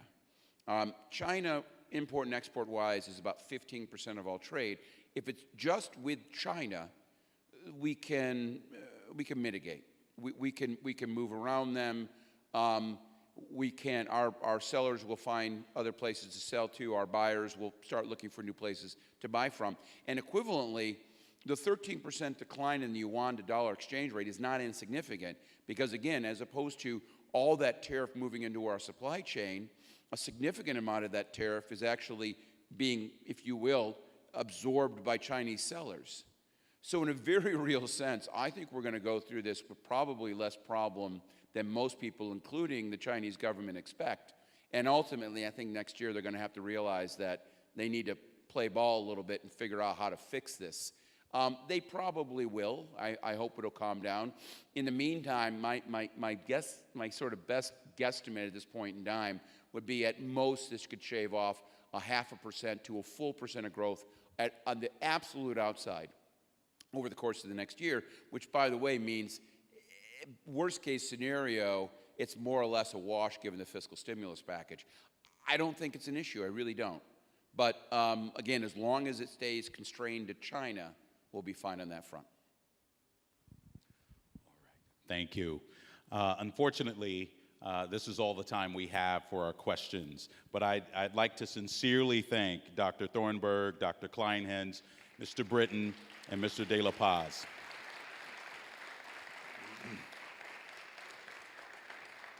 I think we've had a terrific discussion, and thank you all for attending and making this event such a wonderful success. I hope you're walking away with some valuable information and insights and a better understanding of this vital growth region's economy and its future.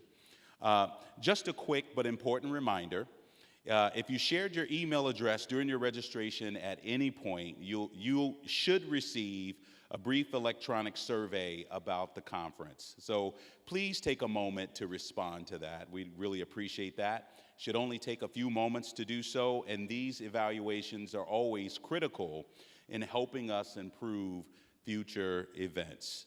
So thank you again, and thank you for attending. Have a wonderful day.